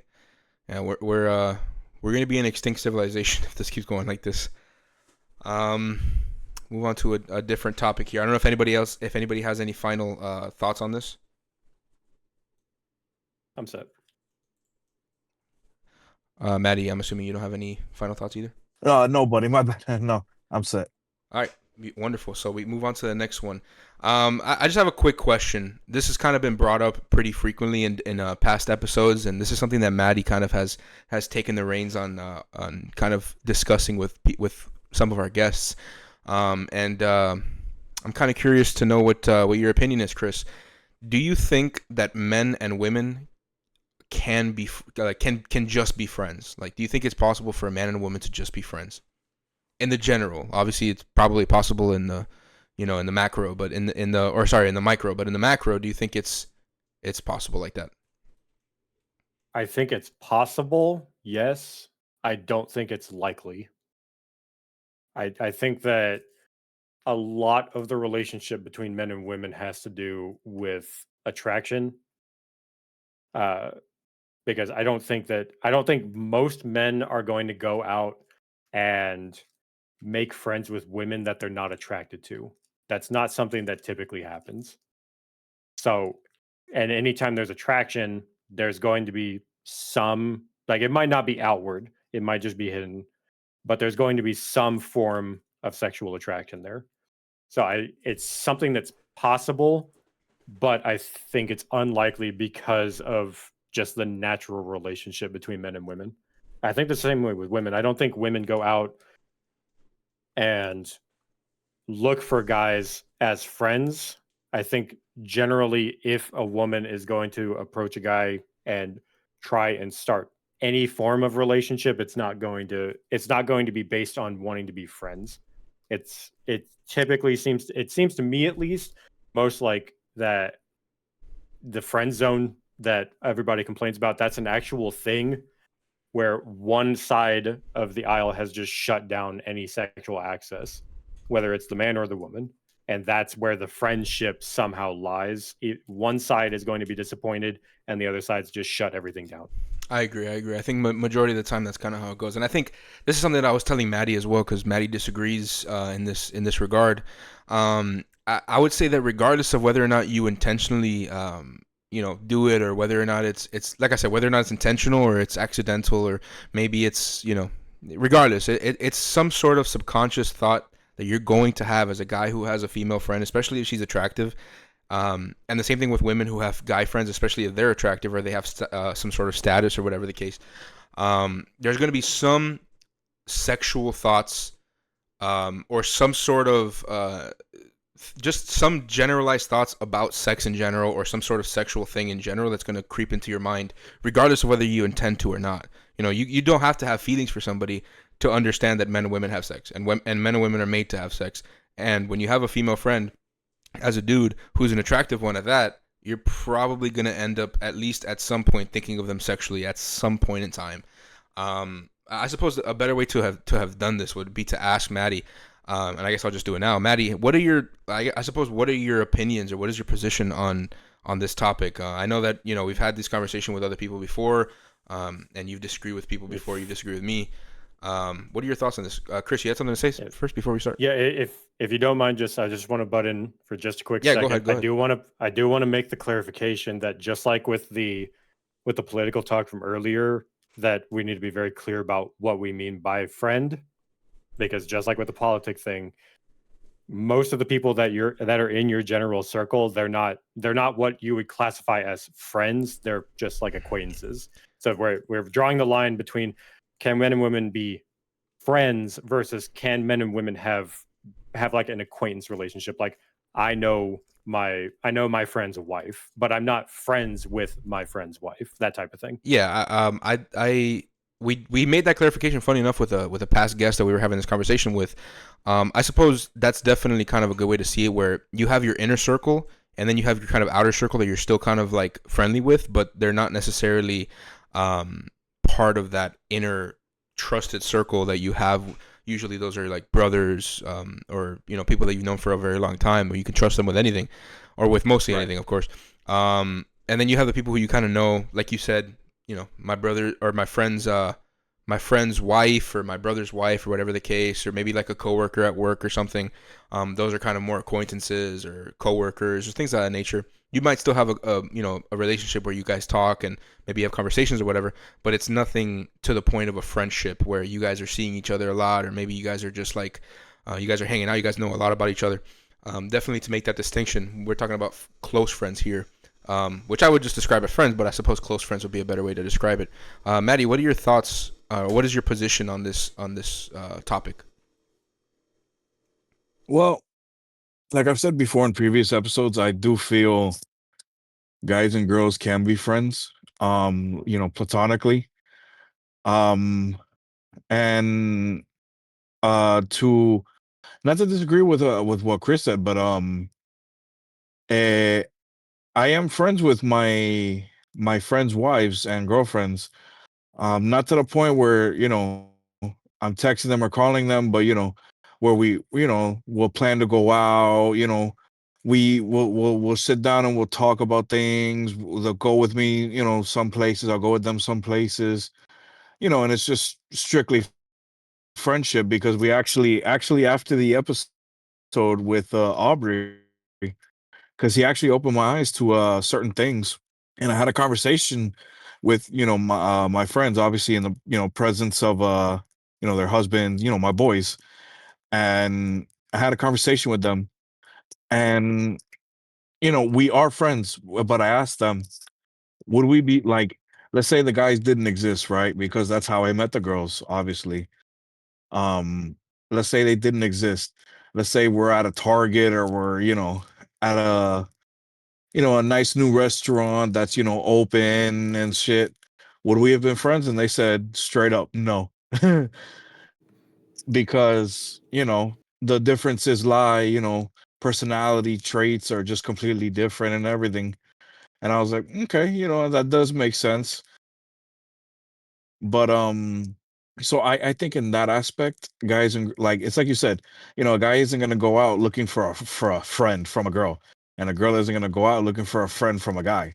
So it's like, that type of shit I don't think really exists, unless the guy is gay or the girl is a lesbian and there's no sort of like attraction whatsoever.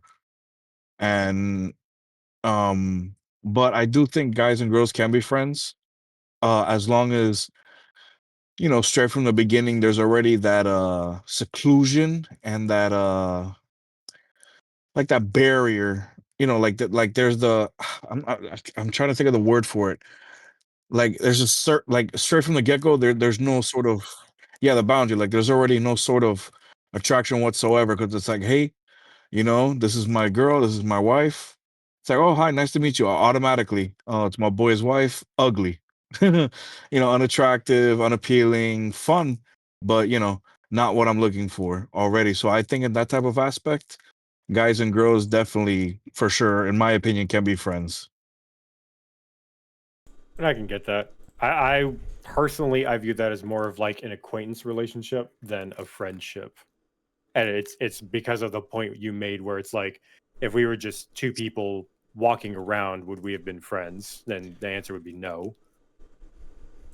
Yeah, I don't know if if he gave like a clear answer on this one, but Maddie, you think that your female friends that are the wives of your male friends, do you think that you would have been friends with them if they weren't your friends' wives? Some of them no, some of them yes. Like percentage wise, I suppose. How many? Like, what percentage do you think you would Oh, still be friends shit. with? Like probably like 30%, 20%, bro. If I'm Okay. being honest. All right. And do you think if your male friends were to break up with them or like divorce them or whatever the case, they were to just break up and they're in bad terms, you think you would still be friends with the girls? 100%. Obviously, my loyalty would be with the boys first because they were there first. But obviously, from that point going on, there's going to be boundaries. There's going to be certain boundaries that I'm not going to break and that have to be placed in order out of respect. The bro code, And bro. what if those boys told you to stop being friends with her? Would you oblige and would you stop being friends with those females? Well, I'd have to have a conversation with. I mean, I don't know, bro, because uh, If they I haven't been listen, in that if type of they told you, predicament. like, obviously you've never been in this predicament, but just just using kind of in the spirit of a theoretical, if your friends were to break up with their wives or whatever the case, and they go to you and they go, Maddie, listen, I don't want you to be friends with them. This is non-negotiable. Like, I'm not comfortable with you being friends with them at all. I don't want you to talk to them. Nothing like that. I just want you to cut them off. You know, if you value our friendship, that's what you'll do. Would you do it, or would you still be friends with the girls? In obviously in detriment to your friendship with the guys. I don't know, man. I can't give a yes or a no. All right. I mean, I would say that if you were to lean towards a yes, or if there were to be a yes there, I would kind of call in question as to whether or not you're truly friends with the girls. Because at the end of the day, when we have the definition of friends, it kind of, Yeah, that's why I'm saying I can't say yes because, it's years of all of us going out, it's all of us conversations, making memories, bonding, growing together. It's not, you know, like if it's I'll give you a situation like, all my friends have been with their wives and girls for years, bro, and we've been friends for years. But if it's like, let's say it's my homeboy and he's been with his girl for I don't know, 6 months or whatever, and she's come around once or twice, or let's say 5 times. We've gone out, had a good time, few conversations here and there, and he's like, yo, bro, I broke up with her, I don't want you to talk to her. All right, that's fine, because I wouldn't have a relationship with that girl, like not a relationship, that genuine friendship with that girl. But if it was, like my other situation, well, like my other friends, where it's years of friendship and memories and everything, no, I definitely I couldn't just give that up. all right. Well, Chris, you have any final thoughts on this, or we good to move on? No, I'm good to move on.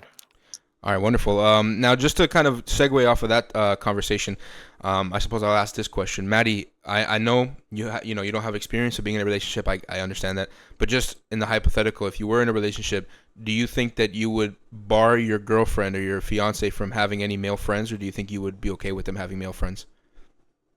I'd be okay with her having male friends as long as there was boundaries. Okay. And if those boundaries were to be stepped over, would that be a reason for you to break up with your girlfriend, or this is assuming that she wouldn't stop being friends with those guys?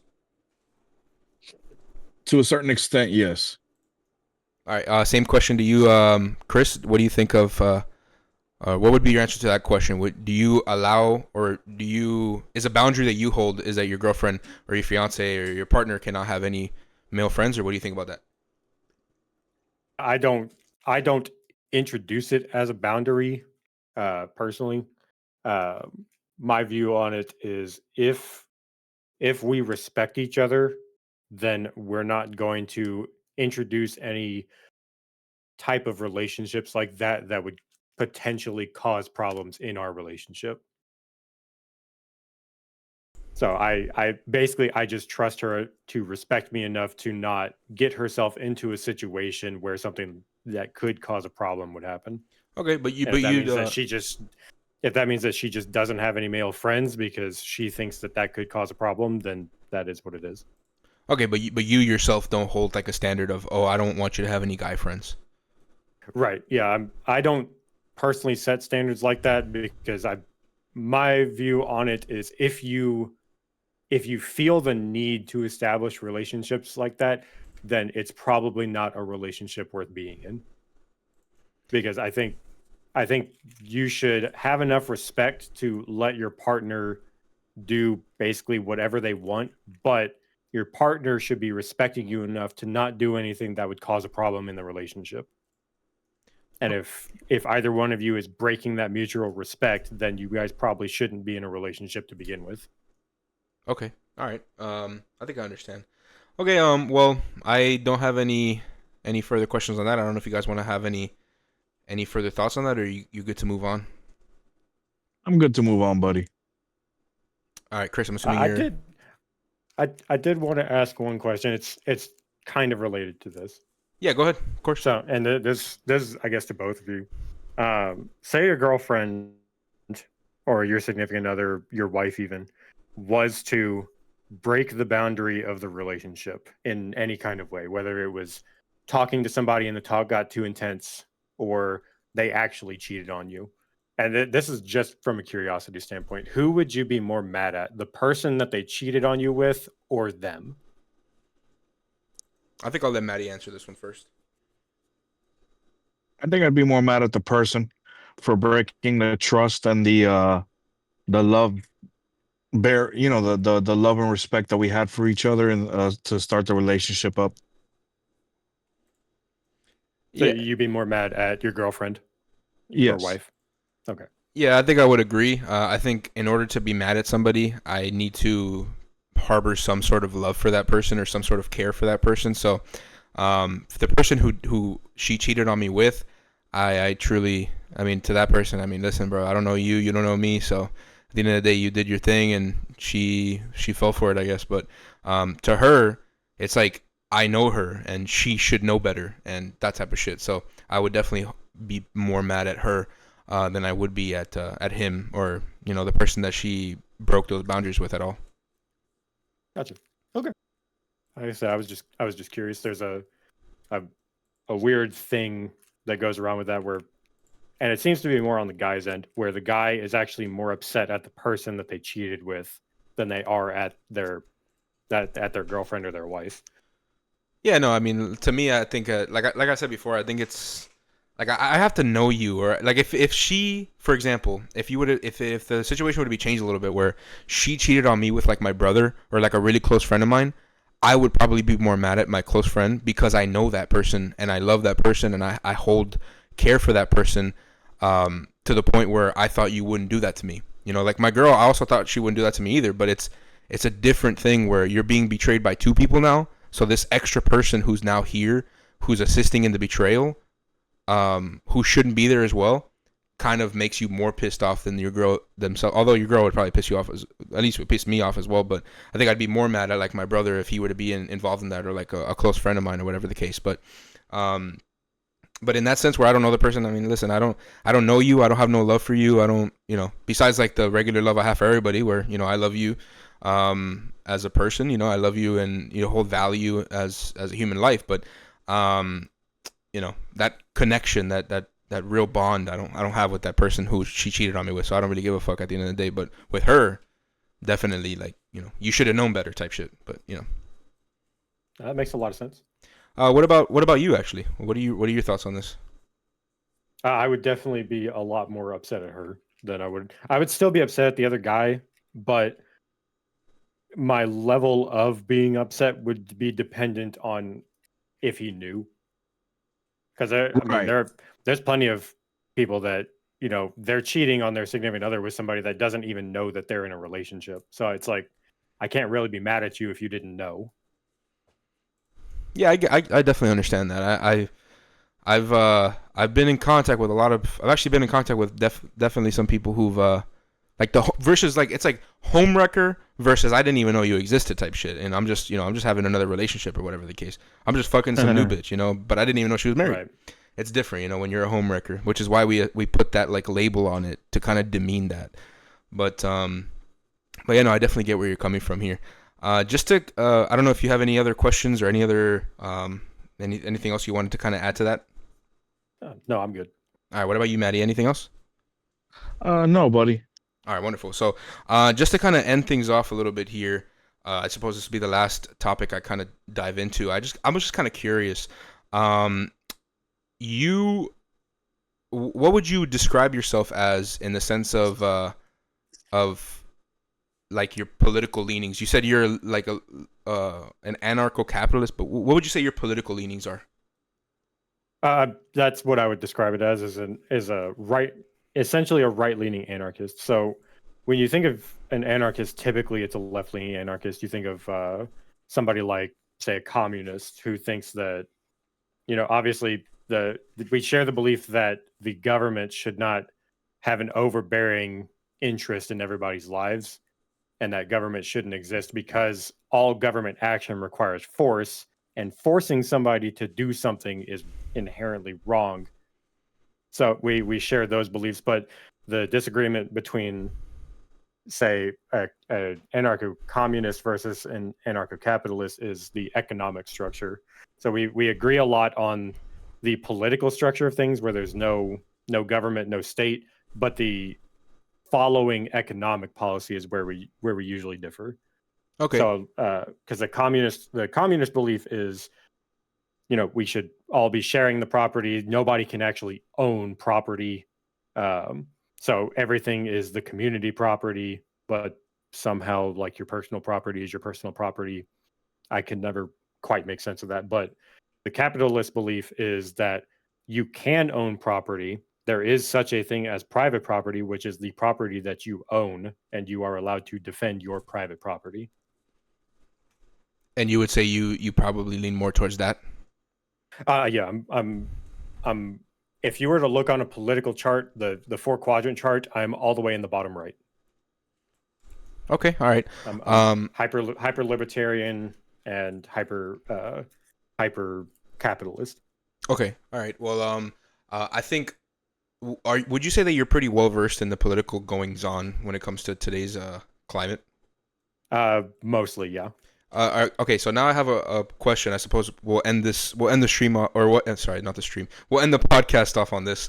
What are your thoughts regarding Trump's current administration, his performance as of now, and what rating would you give him? I suppose grade A, B, C, D, or F when it comes to his second term as of right now.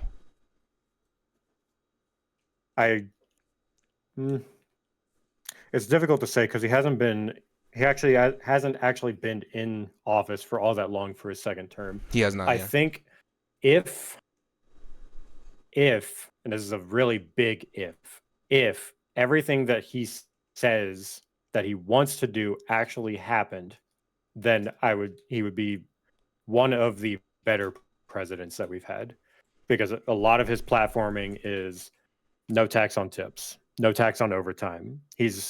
With the tariff situation, I don't think that he's going to follow through on the tariff situation, because what his original plan was that he told everybody was he essentially wants to replace the income tax on most people with tariffs on outside goods, which sounds really good in theory.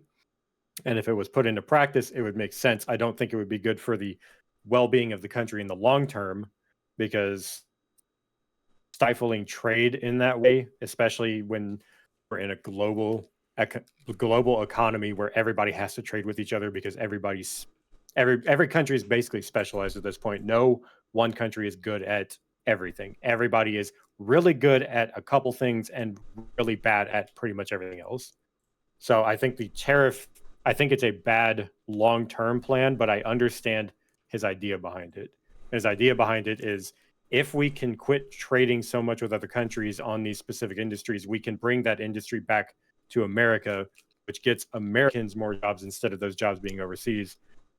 The biggest problem with it is, and I did a video on this not that long ago. Say, because let's just take Walmart, for example. Walmart, somewhere around 80 to 90% of their products come from China. It's a ridiculous amount. They're probably the biggest importer in the world for China from a single importer standpoint. So 80 to 90% of the products come from China. China's average wage, and this is including, they're really high tech, like engineering jobs and all that kind of stuff. Just like here, the median wage is like $70,000 or something like that. Some really ridiculous number. The median wage in China is $16,000 a year. That's like minimum wage here. It might not even be minimum wage. I think it's below that. 40-hour week. Yeah. Yeah. So what you would have to do to combat that is you would have to put a big tariff on China, on all the Chinese goods, and you would have to try and bring that industry back to America. But from an economic standpoint, it makes absolutely no sense to do that, because even if you were to pay them $15 an hour, because you would have to most likely pay them $15 an hour here, because most people aren't going to take a manufacturing job for minimum wage. So let's just use Walmart's minimum wage as an example, because Walmart's company-wide minimum wage right now is $15 an hour. You would have to double all of your manufacturing costs, because all of your employees would cost at least double what they're currently being paid. If they were to do that, Walmart would go out of business overnight, because Walmart's margin is only like 3%. Yeah, they made $20 billion last year net profit, but they employ 2 million people. Imagine doubling the wage of 2 million people. It just wouldn't work. And most of their products come from China, so it would be even more than that. It just doesn't work. It doesn't work from a money standpoint. I like the idea. It doesn't work in practice. But when it comes to like his immigration, again, I don't agree that it's the government doing it as an anarchist, but the theory behind it makes complete sense. There are 11 million illegals in the country right now. They do not belong here. They should be put out. Yes, they're contributing to the economy to some degree. Some of them are taking some welfare. I don't buy into all the hype that, they're mooching off the welfare, that most of them are criminals or anything like that, because most of them, just like Americans, most of them are just normal people. They're just here instead of their home country. So I think the right thing to do would be to deport them and give them some kind of access to get back in. So I do agree with him on the deportation train. I agree with him on that. I don't agree with him on the tariffs. I do think that removing taxes on tips is feasible, because the overwhelming majority of people don't make tips. So a very, very small minority of the government income comes from tips. So getting rid of the taxes on tips is fine. Getting rid of the taxes on overtime is a bit of a harder sell. It's a good sell to the corporations, because corporations love giving people overtime if they don't have to pay the taxes on it, which is what would happen. But I don't think that that's something that's going to get passed. If I had to give him a letter grade, assuming that everything he did actually worked out, if I had to give him a letter grade, it would probably be a B. But based on what I think is actually going to happen, it's probably going to be like a C minus, just like his first term. It's not, he's running on a good platform, but just like pretty much every other president since forever, most of his platform isn't going to go through, and the parts that do go through aren't going to be the best parts. Okay. And what would you say your grade would be for him if what he is trying to do with the tariffs and everything actually like works? Like, as in the tariffs actually did bring industry back to America? Yeah, it brought industry back to America. The income tax could be taken away, and if it's somehow, and again, this is a big if it somehow did not just completely destroy the American economy, it would be an A+, because I think that tariffing the imports and protecting business here in America is a better strategy for the long-term health of the country. If we can be diversified in our own borders, I think that's better for the long-term health of the country, even if temporarily it's going to be a downturn, because prices are going to go up with the tariffs. It's an inevitability, but prices are also just going to go up over time with inflation. So you're screwed either way. Yeah, it's. I would rather tariff the imports and bring industry back to America, again, assuming it didn't just completely destroy the economy, which it probably would. But if we were to say that it didn't, then that would be an easy A+, because it brings more industry back to America, which means Americans are getting more jobs, which means that there's going to be more money flowing through the economy, more spending is going to happen. It's good all around. Okay. All right. Cool. That's pretty much all I got. I don't know if you guys. I think we're ready to wrap the show right now. I don't know if anybody right now take the time. If you have anything else to say regarding any of the topics we spoke on today, not necessarily just the Trump one. If you have anything else to say, you can say it now before we close out the show. We'll start with you, Kris. I don't know if you have anything else you want to say before we close off the show. Just like I said with the politic thing, I think that everybody just needs to kind of chill, and we need to quit being so polarized, especially when it comes to Trump. The TDS is a real thing. Anything Trump is automatically negative. Anything that goes against Trump's automatically positive. We're seeing cases of this going around. There was the where was it? The judge. I'm sure you guys heard about it. The judge that got arrested for helping an illegal out of a courtroom recently. We cannot be getting to a point in our country where sects of the government are defying the person that's essentially in charge of all the government. We're getting way too divisive, and Trump's not that big of a deal. It's just like the queen or the king in England. They don't actually hold that much political power. Most of it's in Congress. Most of it's in Parliament in the UK. We're getting extremely divided about some guy that's going to be essentially completely irrelevant in 3 years. The polarization that's been going on over the last 8 or 10 years it's really bad for the country. We all just need to kind of chill, realize that, yeah, he's going to be in power, but the government doesn't control the overwhelming majority of your life. And for people who don't know what TDS is, what would that be?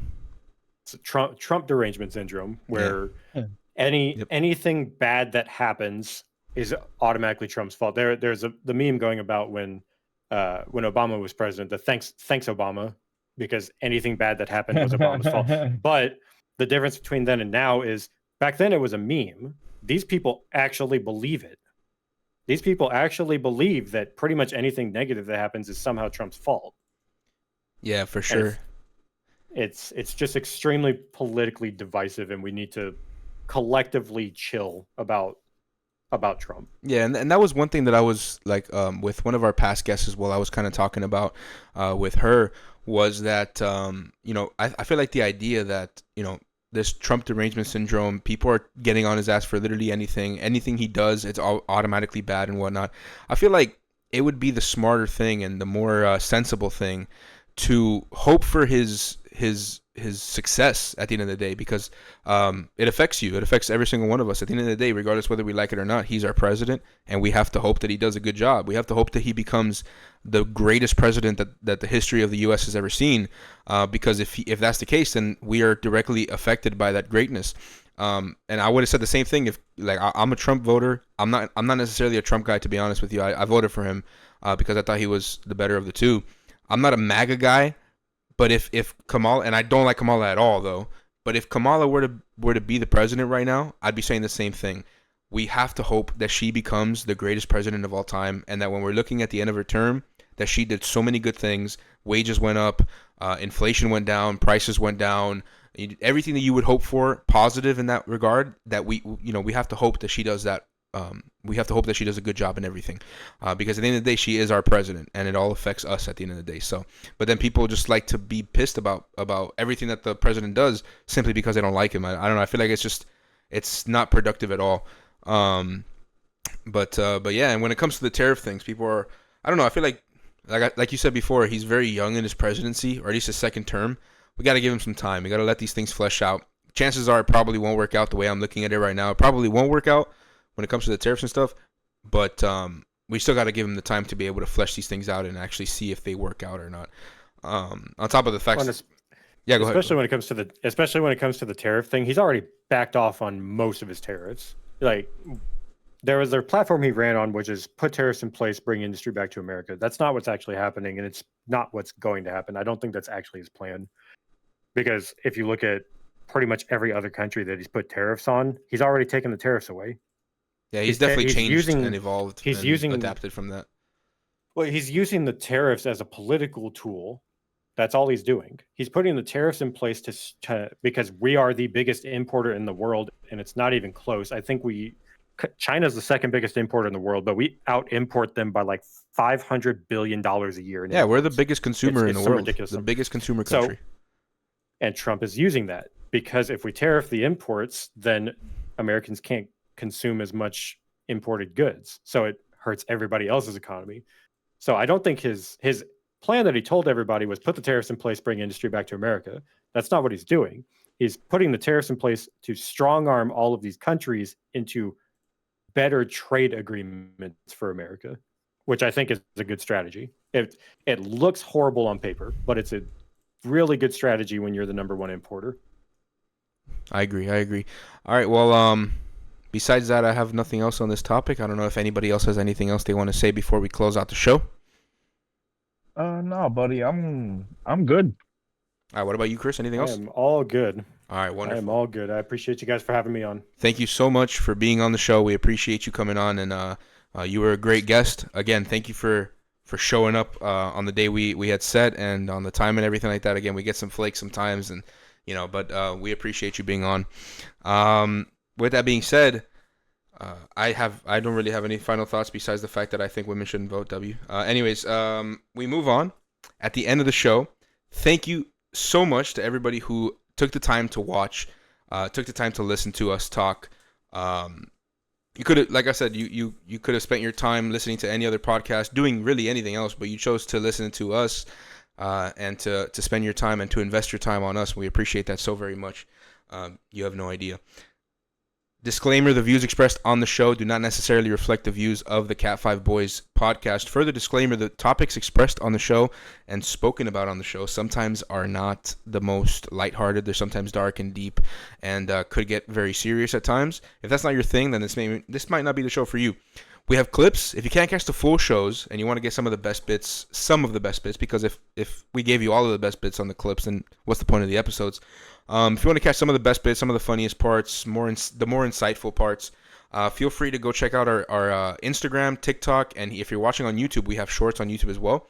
Check all those platforms out to get the clips of some of the best parts of each of the episodes.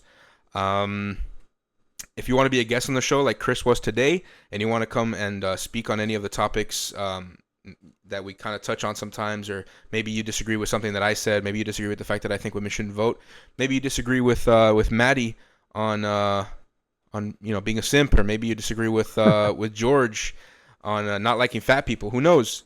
But if you disagree with any of the guests as well, we might be able to schedule a debate like we're doing with Aubrey Kana and Stephanie Kendall. They're going to be debating next Thursday.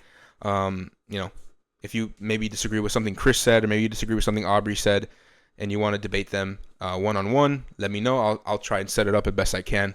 But other than that, again, if you want to be on the show, make sure to send us a DM on Instagram at CatFiveBoys, letting us know you're interested in being on the show and giving us a little bit of a bio of yourself, and we'll get you on ASAP. I stream every single Saturday at 6 p.m. Eastern Time, so stay tuned for that. I do TikTok invasions where I go in and I start debating with people who do lives on there talking about different things. I debate them, and we also play games there, crosswords, Wordle, fun stuff. If you want to go check that out, every Saturday at 6 p.m. If you want to come and talk shit on me live, or maybe you want to come and show some love, either or would be very appreciated. Make sure to like, make sure to comment. Before I get into that, we do have a store where we sell rosaries, and we're going to start selling some t-shirts soon as well. So if you want to go check that out as well, the link to that will be in the description. The store is a little bit empty right now, but we're going to start adding more things as time goes on. But feel free to check that out if you're able. Obviously I don't expect anybody to buy anything at the moment, but if you want to go check it out either way, give it a little look. That'd be greatly appreciated. Make sure to like, make sure to comment, make sure to subscribe on YouTube. Drop us a 5-star rating on Spotify and Apple Podcasts.